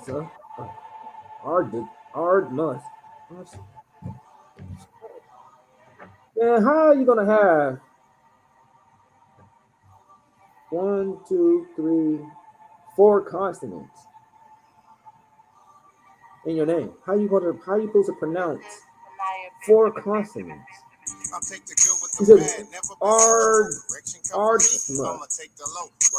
believes that Pepi, the second dynasty 6, has to be the Exodus pharaoh. This is not an exhaustive list. It is obvious that these people cannot all be right. One factor that keeps coming up is a belief that applying chronology considerations to the Exodus pharaoh will aid the search. For example, Riley says that his timeline compels identification of 11th dynasty Mentuhotep III as the Exodus pharaoh. In other words, as this belief goes, if we can determine when the Exodus took place, we need merely check the list of Egyptian rulers to see who was reigning in Egypt at that time, and we will have our Exodus pharaoh. That there is a problem with this method is evident from the many pharaohs that have been considered as candidates. What we do know about the pharaoh of the Exodus, he cannot have been sole ruler of Egypt for very long. Although his period of rule in the kingdom list could have included a few years of a co-regency with his predecessor. After the previous pharaoh's death, God told Moses that it was now safe to return from Midian to Egypt, as in Exodus 4:19, and he appears to have done so fairly promptly. An unspecified time then elapsed from the ensuing 10 plagues to take place. Moses was 80 when he stood before Pharaoh, 7 and 7, and wandered in the wilderness for 40 years, dying at 120 years old. Deuteronomy 34:7. This leaves a very short time, no more than a few months, for the period of the plagues. The Exodus Pharaoh cannot have been the firstborn of this mother because he did not die in the 10th plague. The definition of firstborn was a son who was the first child his mother bore. Exodus 13:2. If a woman bore a daughter first, her first son did not qualify as a firstborn. There was at least one firstborn among this Pharaoh that died in the 10th plague. The Pharaoh died by drowning only a few days after the 10th plague. Logic indicates that a result of the 10 plagues, we would look for essentially total collapse of the country of Egypt immediately after the death of this Pharaoh of the Exodus. So these are the 5 things that we know about the Pharaoh and the events that that is associated with the Pharaoh of the Exodus. Okay? So many scholars would add the predecessor of the Exodus, Pharaoh, must have been in power longer than 40 years because they believe that he must have been reigning when Moses fled to Midian, and Moses was there for 40 years until the same Pharaoh's death. However, Exodus 4:19 merely states that more than one person had sought Moses' death, without indicating who these people were. So there was nothing to say that the same Pharaoh had reigned all that time. We can infer from Exodus 20 and 23 only that the Pharaoh who died was the last of those who wanted Moses dead. From previous discussion, it is clear that if the plague of the Exodus caused the collapse of the concurrent 6th and 12th dynasties, we need to look for our Exodus Pharaoh at the end of one of these dynasties. The 12th dynasty, ruling Lower Egypt in the north, is the one which would produce our Exodus Pharaoh because the children of Israel lived in the delta there. The 6th dynasty would have ruled Upper Egypt in the south. There was a large amount of building with the mud bricks and other work projects during the 12th dynasty. This accords with the biblical story of the children of Israel being forced to make bricks, build cities, and otherwise labor for the Pharaoh. Amenhotep, the third last Pharaoh of the dynasty, 12th dynasty, to whom Shah gives a reign of 45 years, engaged in truly enormous building program for which he was renowned, to the extent that there is a speculation that he strained the economy. This other concludes that the facts most strongly support Amenhotep the fourth, also called Amenemhes the fourth, the second last ruler of the 12th dynasty, as the Pharaoh of the Exodus. Evidence of this Pharaoh's drowning are discussed at length in an unpublished manuscript, including an unsuccessful search for the Pharaoh's body. The reign of Amenhotep IV was brief. Many believe that he reigned for a total of 9 years. Edwards suggests that he might not have reigned separately at all, but only as a co-regent with the previous Pharaoh, his father Amenhotep III. We would not agree with this, of course, as he had to have reigned on his own for at least a short time after his father's death. In the Egyptian system of co-regency, the Pharaoh would eventually designate his heir apparent by appointing him as a co-regent, thus avoiding problems of succession. Pharaohs always counted the years of co-regency at each end of their reign as part of their total years of rule. Amenemhat the fourth had a son, Ameni, whose name appeared along with that of his father on a glazed statuette plaque in the British Museum. In the inscription, this son is called the son of his body. This is of note because Amenemhat IV does not appear to have left any known male heir. In the 10th plague, this son may have been the pharaoh's firstborn who died. Alternatively, if this son was not a firstborn, he could have followed his father into the Red Sea and drowned. After the drowning, so either way, this pharaoh, Amenemhat IV, his son died. He had a son, but he didn't succeed after him. He didn't have no successor. You see that? Just like the biblical narrative would have suggested. As in the fourth plague from Exodus. I mean, the 10th plague from Exodus, not bad. So, after the drowning of the death of the fourth of Amenemhat IV, his sister Sobekneferu reigned for about 4 years, and the 12th dynasty ended. She may have been his wife, but Manetho merely informs us that she was his sister. A mystery associated with her is that as pharaoh, she does not mention Amenemhat IV, her predecessor, in the various inscriptions.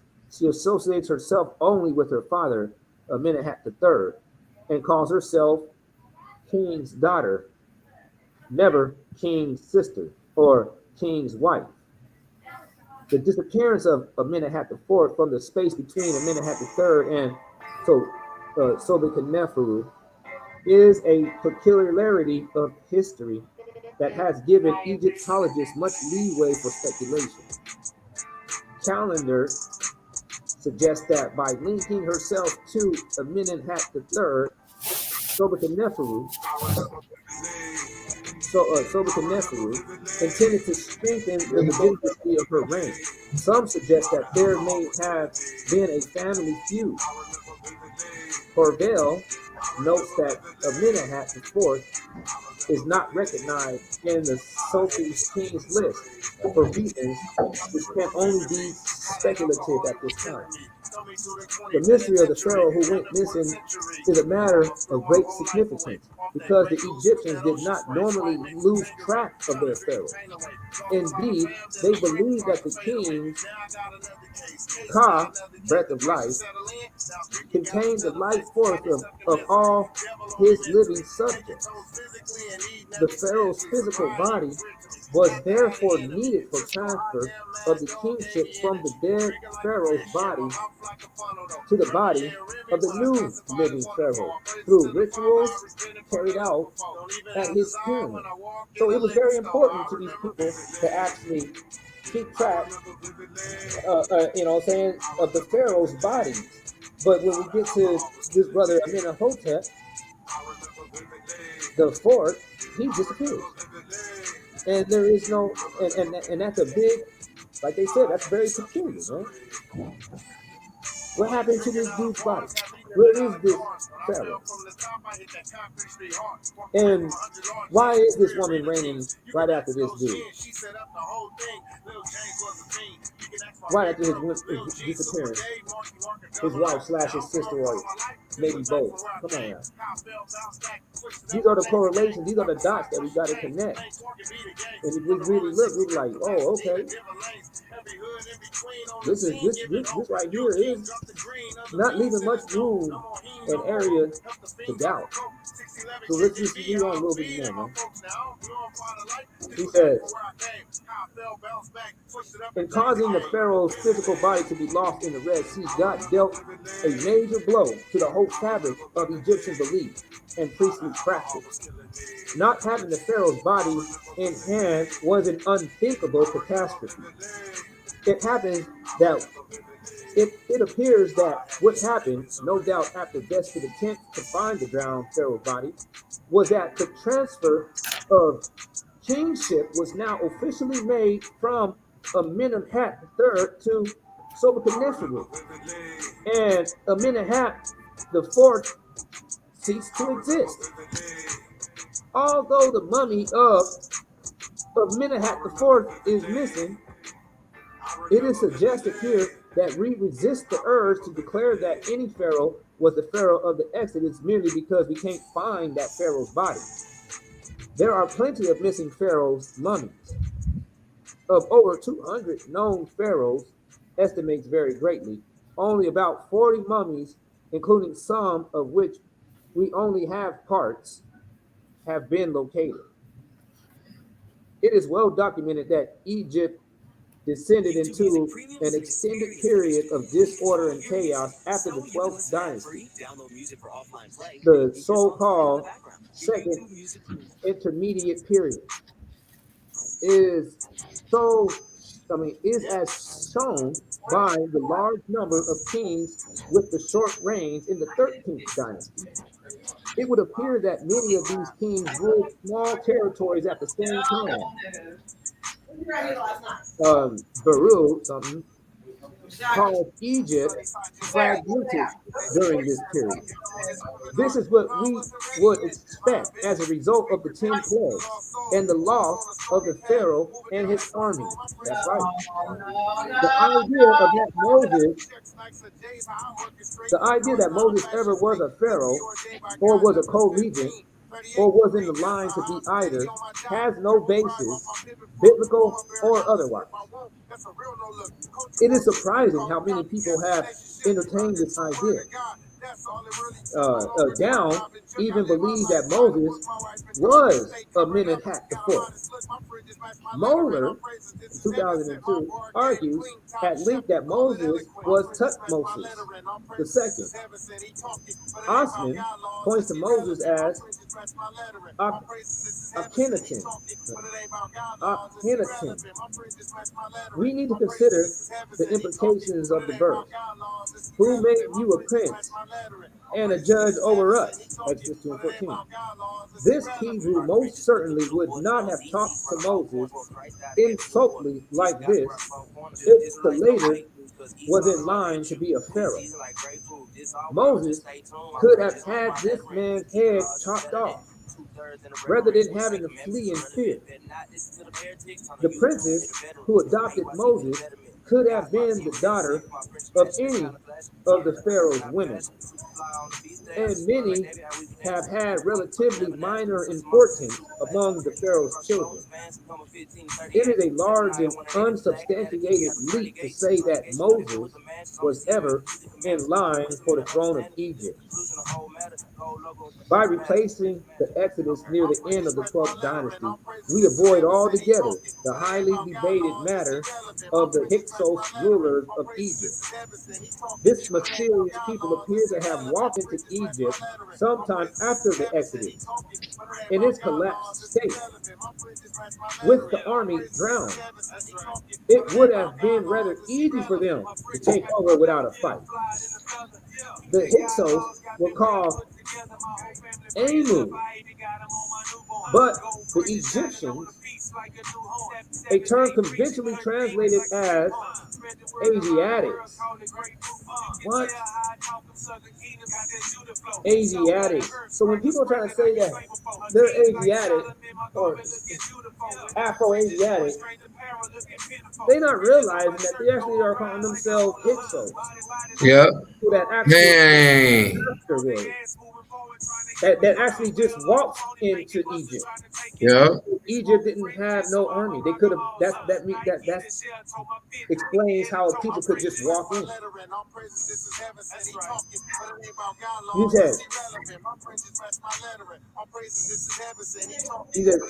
says opinions as to who these people were vary widely.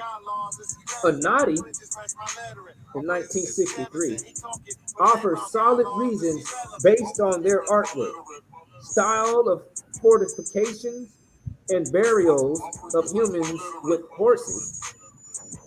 for the Hyksos to have been Indo-Europeans originating from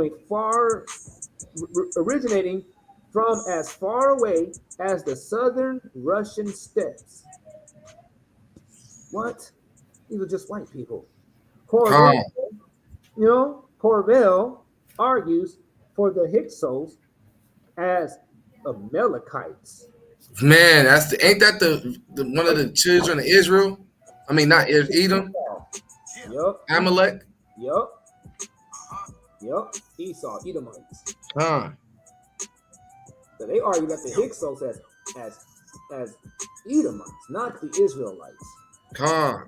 A less likely possibility. And see, and Corvell and all this, all these sites are cited. I mean, all the sources are cited, and they're actually right down here.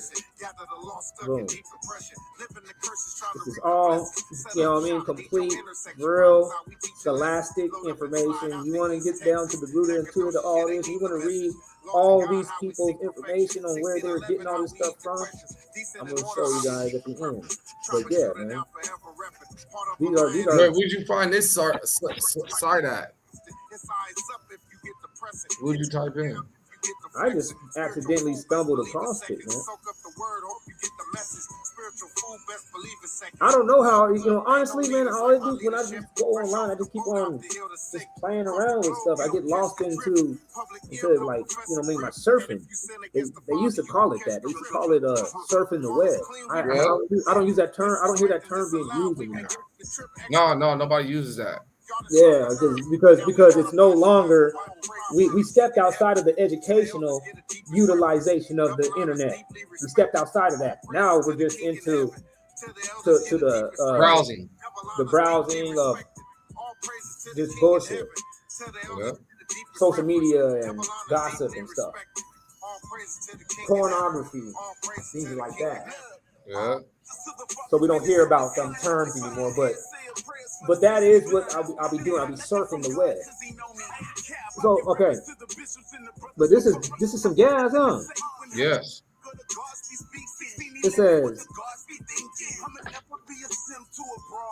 It says Corvell argues for the Hyksos as Amalekites, a less likely possibility.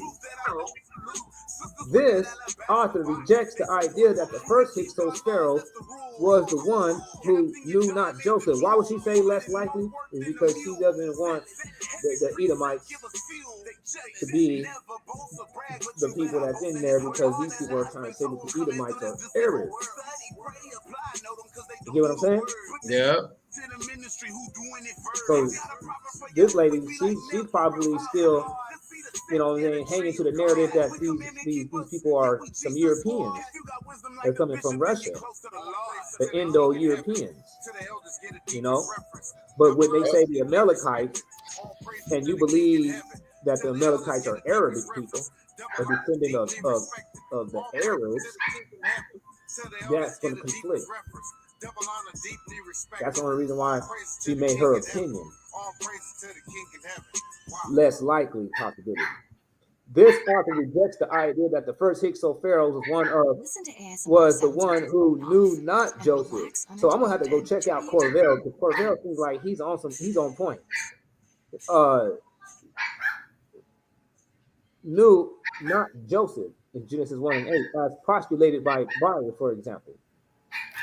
The telescoping the dynasties. The Bible counts about 225 years between Joseph becoming vizier and the Exodus. This is 215 years that the children of Israel were in Egypt. I actually say the exact same number, plus approximately 10 years that Joseph had been Joseph's vizier before Joseph's arrival. This same period is assigned close to 900 years in the current standard secular timeline.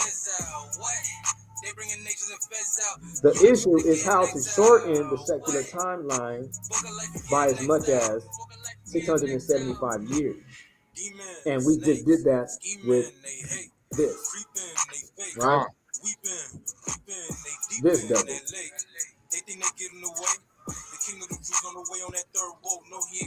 So they're probably, and they're about to break it down too. They're gonna break it down in there. She's gonna break it down in her version. Watch this. On the surface, this amount of reduction may appear to be a nearly impossible task, but Egyptologists have been shortening Manetho's timeline for years.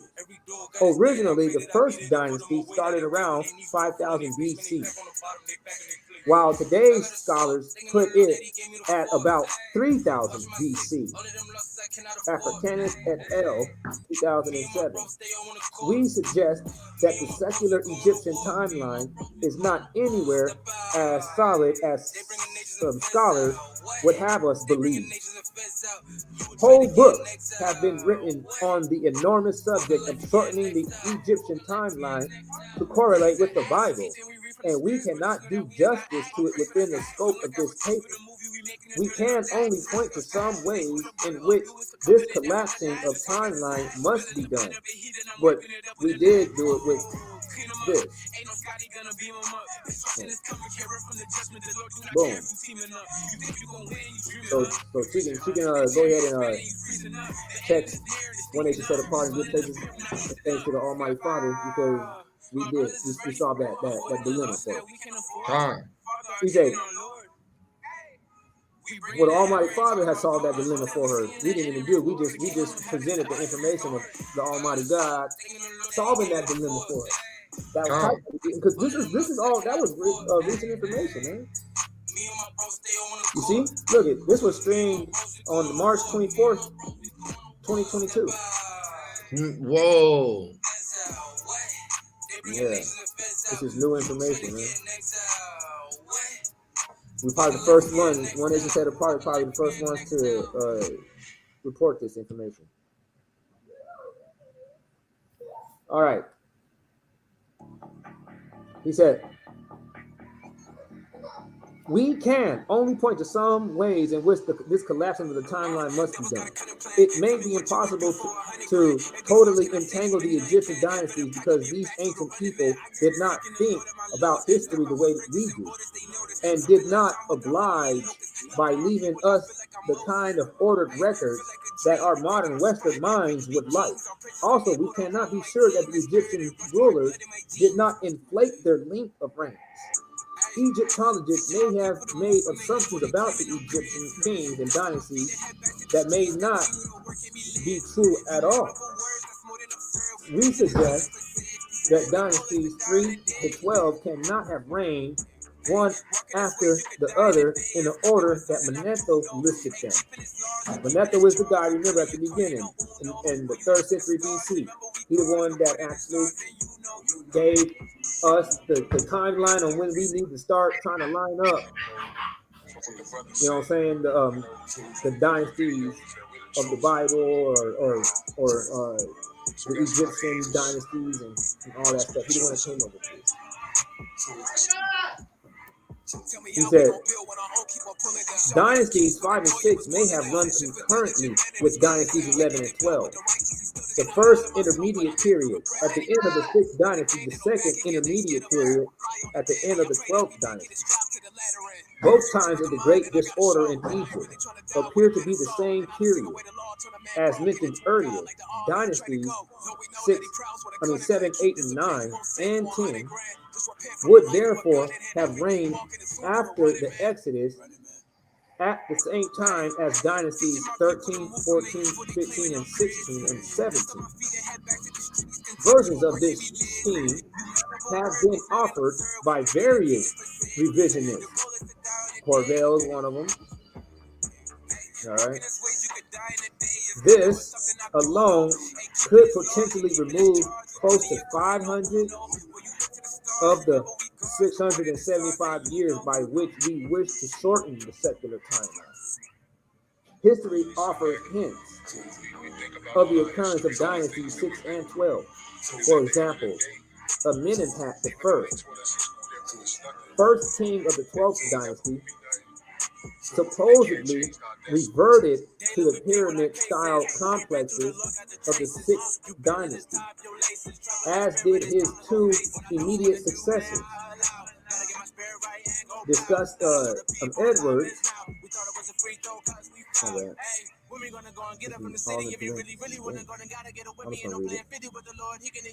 Edwards. Okay, Allen, my bad, discusses the similarity. Salaki, I'm gonna stay off of that. I didn't see that word right there. Okay, Allen discusses the similarity of Middle Kingdom royal funerary pottery to that of the Old Kingdom. His conclusion is that the Old Kingdom was the source of the inspiration for this queen's wear. However, we suggest that the similarity was because the pottery was made at the same time. Whoa. You see that? Yeah, so they've been sitting there adding in history. Right. He's like, no, man, it was made at the same time. Yeah. Also, the 6th dynasty shows a rather sudden decline about halfway through. An example is the first appearance of tomb inscriptions of officials that tell how they helped disadvantaged people during their lifetime. This could possibly refer to a famine known to have occurred in the time of Senuseret, the first of the 12th dynasty. You see that? So the 6th and the 12th is having the same correlation. However, judging by a certain 6th dynasty scavenged carved stone built into Amenemhat's the first pyramid complex, his reign would have had to have extended at least into that of Pepi I and possibly into that of Pepi II. Fitting together the pieces of the puzzle is not easy because secular Egyptian history is written entirely, I think she's trying to say different, entirely from the point of view, entirely from the point of view of consecutive dynasty. Because we are used to thinking in terms of rulers who reigned over all Egypt, the concept of 2 dynasties running concurrently is difficult to comprehend.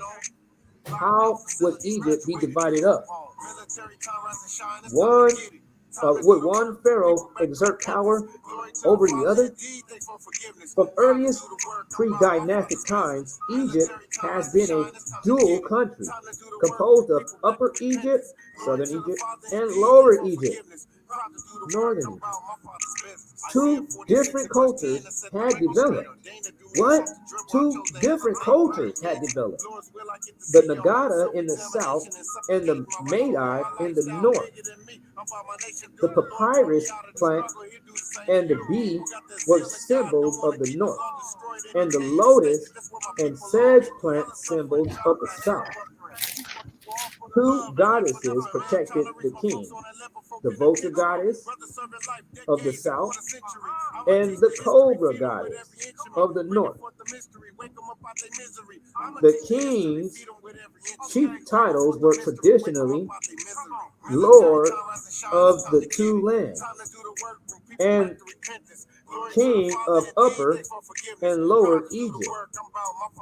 There were 2 crowns for the 2 Egypts as well. The red crown of the Lower Egypt and the white crown of the Upper Egypt. Any king who claimed to rule over all of Egypt wore both crowns at once, with the tall white one inside the red one, forming what was called the double crown. This concept of duality appears throughout the literature of Egypt. For example, see Oaks and Galen. Even today, just about any discussion of Egypt refers to Upper Egypt, everything south of Cairo, or Lower Egypt, Cairo and the Delta, retaining the ancient division of this country. An example is a recent news article online. Electricity returns to Upper Egypt after short power shortage. Electricity returns. Another example is a tourist information page online that offers hotels in Lower Egypt. It is possible that the 2 divisions of Egypt may have been far more important historically than has been realized. The Egypt may have often been divided into two parts under two pharaohs. It is likely a myth that Egypt unified at the beginning of the first dynasty and was ruled by only one pharaoh at a time after that. Is that it is likely a myth that Egypt unified at the beginning of the first dynasty and was ruled by one pharaoh at a time after that. Two pharaohs may have reigned concurrently for a lot of Egypt's history, and more than two pharaohs during some periods, especially in times of disorder. Some pharaohs who have caused much trouble for historians, e.g., the much debated mysterious Nebka of the third dynasty, may well have ruled a small piece of Egypt under the auspices of a more powerful pharaoh who was ruling at the same time. We suggest that scholars have been naive in believing that every pharaoh who claimed both the red and white crowns necessarily ruled over all of Egypt. And this has led to confusion in working out when and where some kings reigned. There were kings who obviously exaggerated their importance. For example, it is known that Intef I of the 11th dynasty claimed the title of king of Upper and Lower Egypt, but actually ruled only the southern part up to Abydos, about 1/3 of the length of Egypt. Because Egyptian rulers glorified themselves at every opportunity, they might not have been inclined to suggest that they were ruling over only a portion of the country, or that they ruled under the auspices of another pharaoh. There are other factors that could have contributed to an inflated timeline. We have already mentioned co-regency, in which pharaohs overlapped with both of the preceding and succeeding pharaohs, but claimed the entire time as the pharaoh of their reign, which were then laid end to end in the dynasties. Pharaoh's reign were often measured by cattle counts that supposedly took place every 2 years. Also, an event called the Sed Festival was supposedly held only after a king reigned for 30 years, but this doesn't seem to hold up either. A statue of the 12th dynasty pharaoh Sobekneferu in the Metropolitan Museum of Art, New York, shows her wearing a Sed Festival cloak, but she is known to have reigned. Sed Festival cloak, but she is known to have reigned for less than 4 years. The revised timeline. Wow, that's real, man. That's just too much, man. Yeah, keep going. Oh, we're almost done. Yeah. No, we gotta do it. The revised timeline. All right. In figures 2, and I believe this is going to be figure 2. All right, boom. Yeah. In figure 2 below, we show a comparison of biblical versus secular dates based on the suggested timeline revision in this paper. In general, secular dates stretch out more and more as we go back further in time, but do not do so evenly. As an example, Amhotep is brought forward in this paper by about 1,000 years to Joseph's time. By contrast, the reign of Amenemhat IV as a pharaoh of the Exodus moves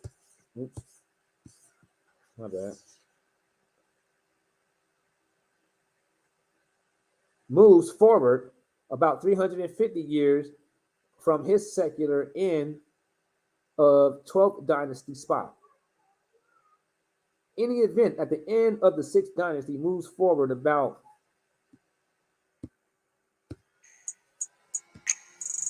350 years from the, moves forward about 750 years. In other words, how much a revised date moves depends on what point in the secular timeline this event is tied to. This is why we cannot make a blanket statement that all pre-Exodus secular dates should be shortened by the same amount. For example, Ash 10 and down, sort of all ancient Egyptian dates by 5 centuries, an exercise that leads in the right direction but does not give us date correlations that are good enough. If we do not distinguish between the biblical and secular timelines, we are doomed to confusion. As some examples of what happens when we mix the two, Anadi places Abraham after Sargon of Akkad, when actually Abraham lived well before Sargon. Indeed, Sargon would have reigned after Joseph. Wood says that ancient Mary on the, so you see how they trying to take the Israel, so these people have been constantly trying to take the biblical narrative and trying to place these people to people that is like way after the actual time that they actually existed. And that was throws everybody off, and that makes it where people can say there is no evidence. That's basically what they're saying. If you keep on just reading what they're saying, you're like, oh, so they're throwing it off by 1,000 years. They're jumping and catapulting the timeline a whole millennium. Whoa. That right there will straight out cause confusion and erase the Israelites and make it to where people can say that this is just a fairy tale or a book of people making some stuff up or whatever, man. So they can invalidate the Bible. He said, my bad, William. Okay, Wood said that the ancient Miriam on the Euphrates was already thriving in 2800 BC because he puts Abraham's birth at 2166 BC. He therefore places Abraham over 600 years later than 2800 BC instead of before this date. Bayer says that the Old Kingdom fell in 2190 BC, thereby placing all Old Kingdom events before Abraham, when they were actually all after Abraham. Yeah. Landy states that Hammurabi wrote his famous law code before Moses. Under this timeline revision, the two would have been contemporaries. The famous Ebla tablets are dated 2500 to 2250 BC on the secular timeline. On the revised timeline, these would be dated after Joseph, not before Abraham.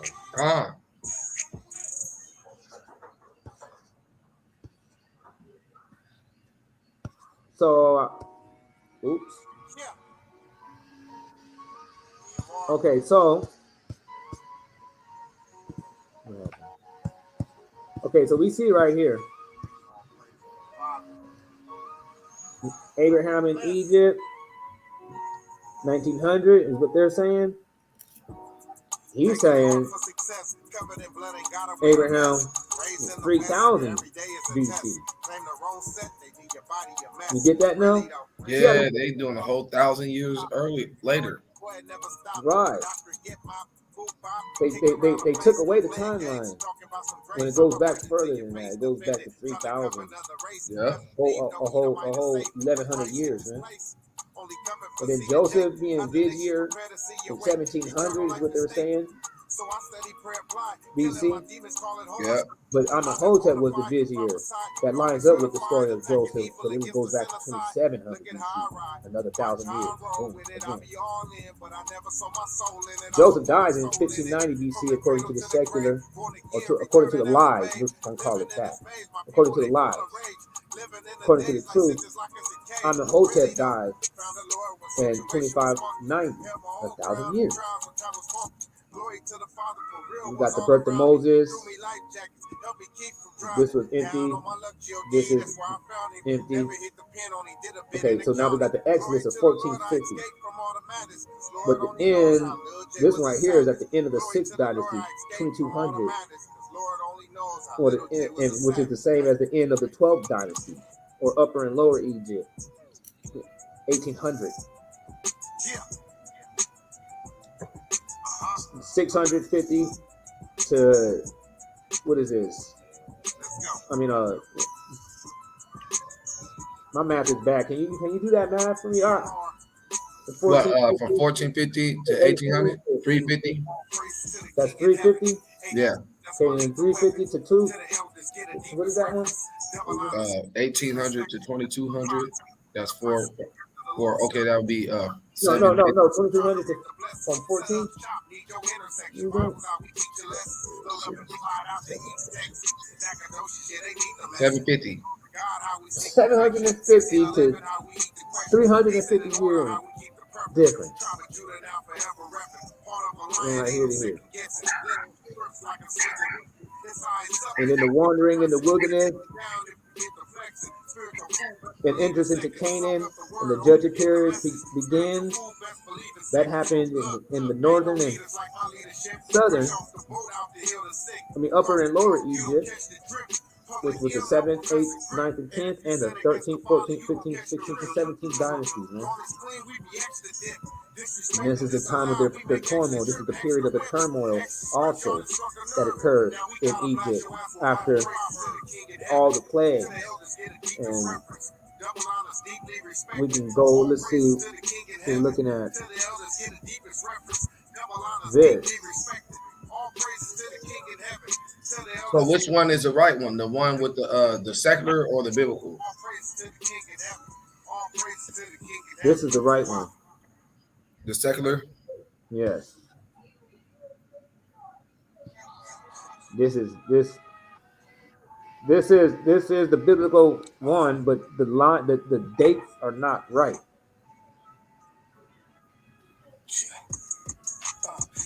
You know what I'm saying? This is the timeline of Amenhotep and all them, and this is the timeline of the biblical and what they're giving us. But it's not true. So comparison of the biblical verses and the secular dates. The biblical dates are on the left in the vertical line, and the secular dates are on the right on the vertical line. We therefore see that matching the secular timeline to the biblical ones is of paramount importance if we are going to line up historical events in the order that they have actually occurred. The underlying problem has been the deeply flawed Egyptian timeline that diverges from the biblical timeline. Conclusions: Joseph of the Bible is plainly visible as Amenhotep of Egyptian history. That's the clear correlation. This Pharaoh was Amenhotep IV, second last Pharaoh of the 12th dynasty. The Exodus occurred at the end of the 12th dynasty in the Middle Kingdom, which was most likely the same as the end of the 6th dynasty of the Old Kingdom. The two dynasties ran parallel. And remember, we just read that too. And the Ephemeral papyrus, the Middle Kingdom, right? Yep. So that would place him as Amenhotep.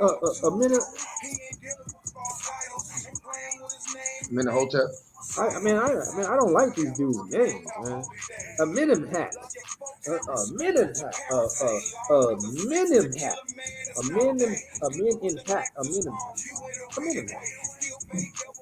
Amenemhat the fourth, second last pharaoh of Dynasty 12.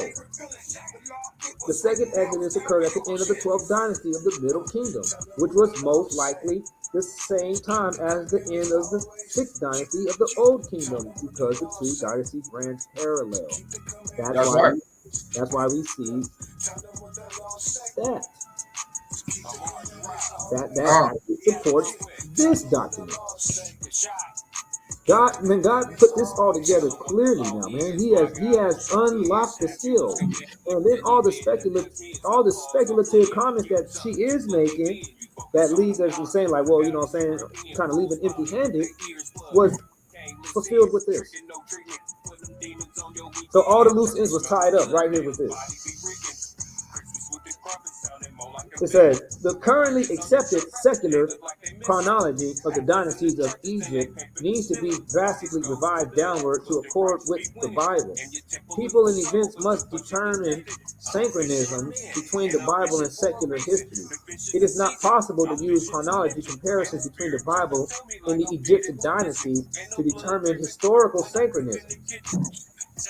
The secular and biblical timeline must not be mixed together if we are to avoid confusion as the order of historical events. And that's the end of that. Kahala haba, man. Bashim Yahshua Mashiach. All praise to the Father. Yeah, man. So we just did that. That was the end of that. You know what I'm saying? We've now busted the 2.5 hour version, but we handle that in a timely fashion. You know. So at the end of the day, man, Amenemhat the fourth was the Pharaoh of Exodus, and Joseph is actually, what was that dude's name again? Dozer. No, that was the king. Amenemhotep. Was Amenemhotep? You're right. Amenemhotep. Yeah, it's crazy, man. When I was doing some studying, I was doing some study up on the Egyptian pharaohs and stuff, and the history.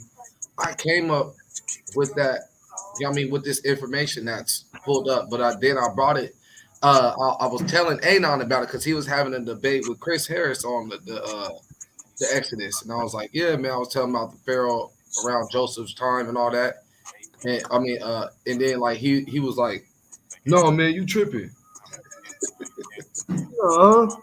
Yeah. Oh, you trying to let him know about this? Yeah. He was wrong. Yeah, because I remember that girl, that lady, what was her name? Senator, I know you're talking about Senator. Yeah, her. I remember her. I was like, oh, I was like, damn, man, I was on to something. Yeah. Oh, yeah, you was on it. That's the truth. That's how we know. Hey, case has been closed. We solving a lot of stuff over here lately, man. I don't know what's going on, man. Says in the last days, all the lies are going to have to be bounded up and burned. No, but that was deep, man, about them Hyksos, man, being them Amalekites, man. Wow. I know that. I was like, whoa. That was powerful. Right. Yeah, and then all these people calling this, and they actually is the Asiatics. Those were the Asiatics. Man, brothers need to know that, man. Don't call yourself no Asiatic, man. And they came from the lower Russian steppe. Yeah, south of Russia. Yeah, those ain't Israelites, man. No, these people have been trying to, hide the history and take the history and repeat it twice, put it in 6th dynasty and the 12th dynasty, and then be like, yeah, man, there's some correlations between the 6th and 12th dynasty. It's because they're the same. That's right. Because they are actually say they ran concurrent. Yeah. One is attributed to the Upper Egypt, and the other one contributed to the Lower Egypt. They had 2 different dynasties, 2 different cultures. They had 2 different everythings. They had even 2 different crowns. Yeah, red and white one. One had the vulture, and the other one had the snake. And we did this, man. All praise to the Most High, man. I thank God that He's allowing us to be able to figure out this stuff in these last days, so we can, so we can study to show ourselves approved. That's right. We don't, I'm gonna have to go ahead and double back on this one. Yeah, for real. Yeah, this is that one. Yeah, but with that being said, man, all praises to the Most High, man. Shabbat shalom, my people. Shabbat shalom. And all thanks to the Heavenly Father, man. Time for us to get out of here, man. Binding up all that offends. I'm serious, man. I'm really stuck on that, man. That's my thing now. I'm feeling the binding up all that offends and casting it into. Yeah, the Most High just gave us some more ammunition. Gang ammunition. Like Yeah, he's like, oh yeah, here you go. Here goes some more for you. Like right you want here. proof that this is real, that the Bible is true and all that. Like we got it from we got accounts of Christ from an outside perspective. I think next time I do a video, I think we're gonna do something on what the Romans said about Christ. All right. Because I know I did a debate on that and I smashed with that. But I don't think I ever dropped that one. Nope, never did. I think that was one of the best ones to drop from my debate. My debate arsenal. But always remember, man, Luke 12, right? Was it Luke 12, 51? Was we reading that when he said, Luke 12, Luke 12, 51, thinking that I come to send peace on earth, but debate. So just know that it comes with the territory, man. Because if nobody does it, man, lies are going to run rampant. Yeah, man, you can't go to war without counsel, man. And didn't we just deal with? We dealt with it with that Aboriginal stuff. Yeah, last night. Watching, we ran into it. Yeah.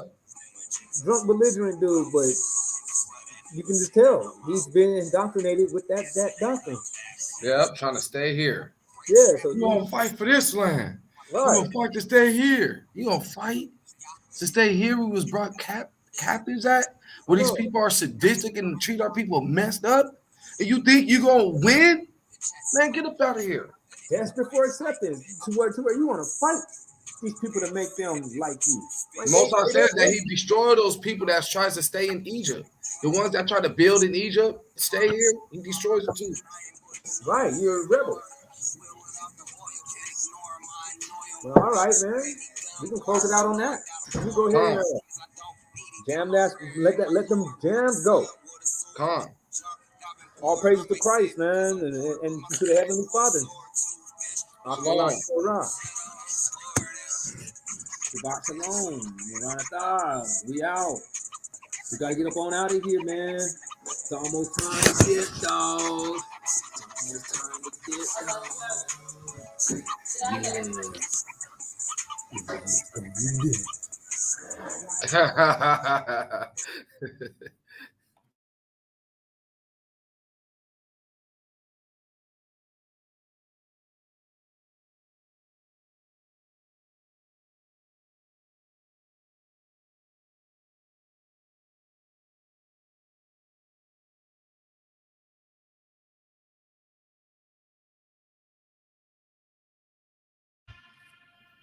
To be a crime reporter, Egypt has.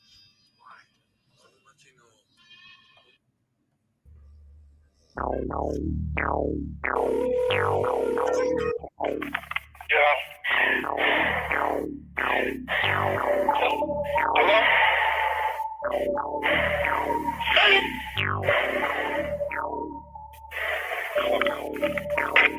When the dust clear, we gon' be standing here. All we ever had here was each other. Pray for my brother, hold your head, be cutter. This is turbulent weather, gon' need wing feathers. No more, but red is how first to be better. Here's what it is, I'm just gripping my hand at the stick. Walking in the streets cause I'm real G. And even in the hood, they kill me. I said I'm already dead, I ain't scared of nothing. Your favorite rapper is a coward, he ain't saying nothing. I see these girls frontin', I see my time coming. Haters praying on my downfall like rain coming. Haters keep on praying, I'm a prevail. Finna open up the game like I rung the bell. Like, honey, I'm home, I put the shit on your dome. They gon' think about it every time they playing this song. Nice.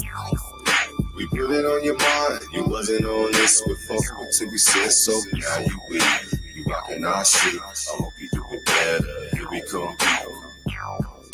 We put it on your mind. You wasn't on this before until we said so. Now you with it. You rockin' our shit. Hope you doing better. Here we come.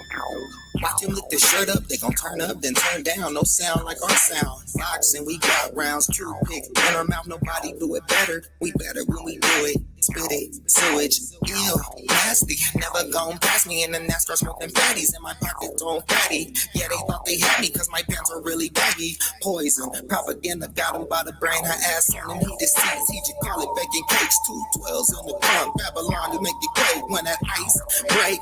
And it all melt.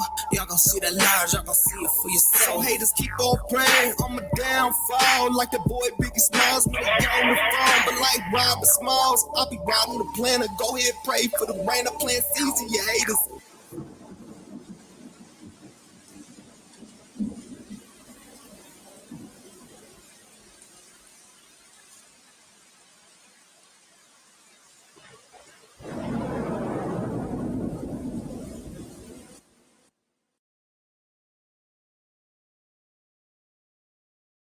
Shalom. Maranatha. Kal Halal Haba. Shabbat Shalom.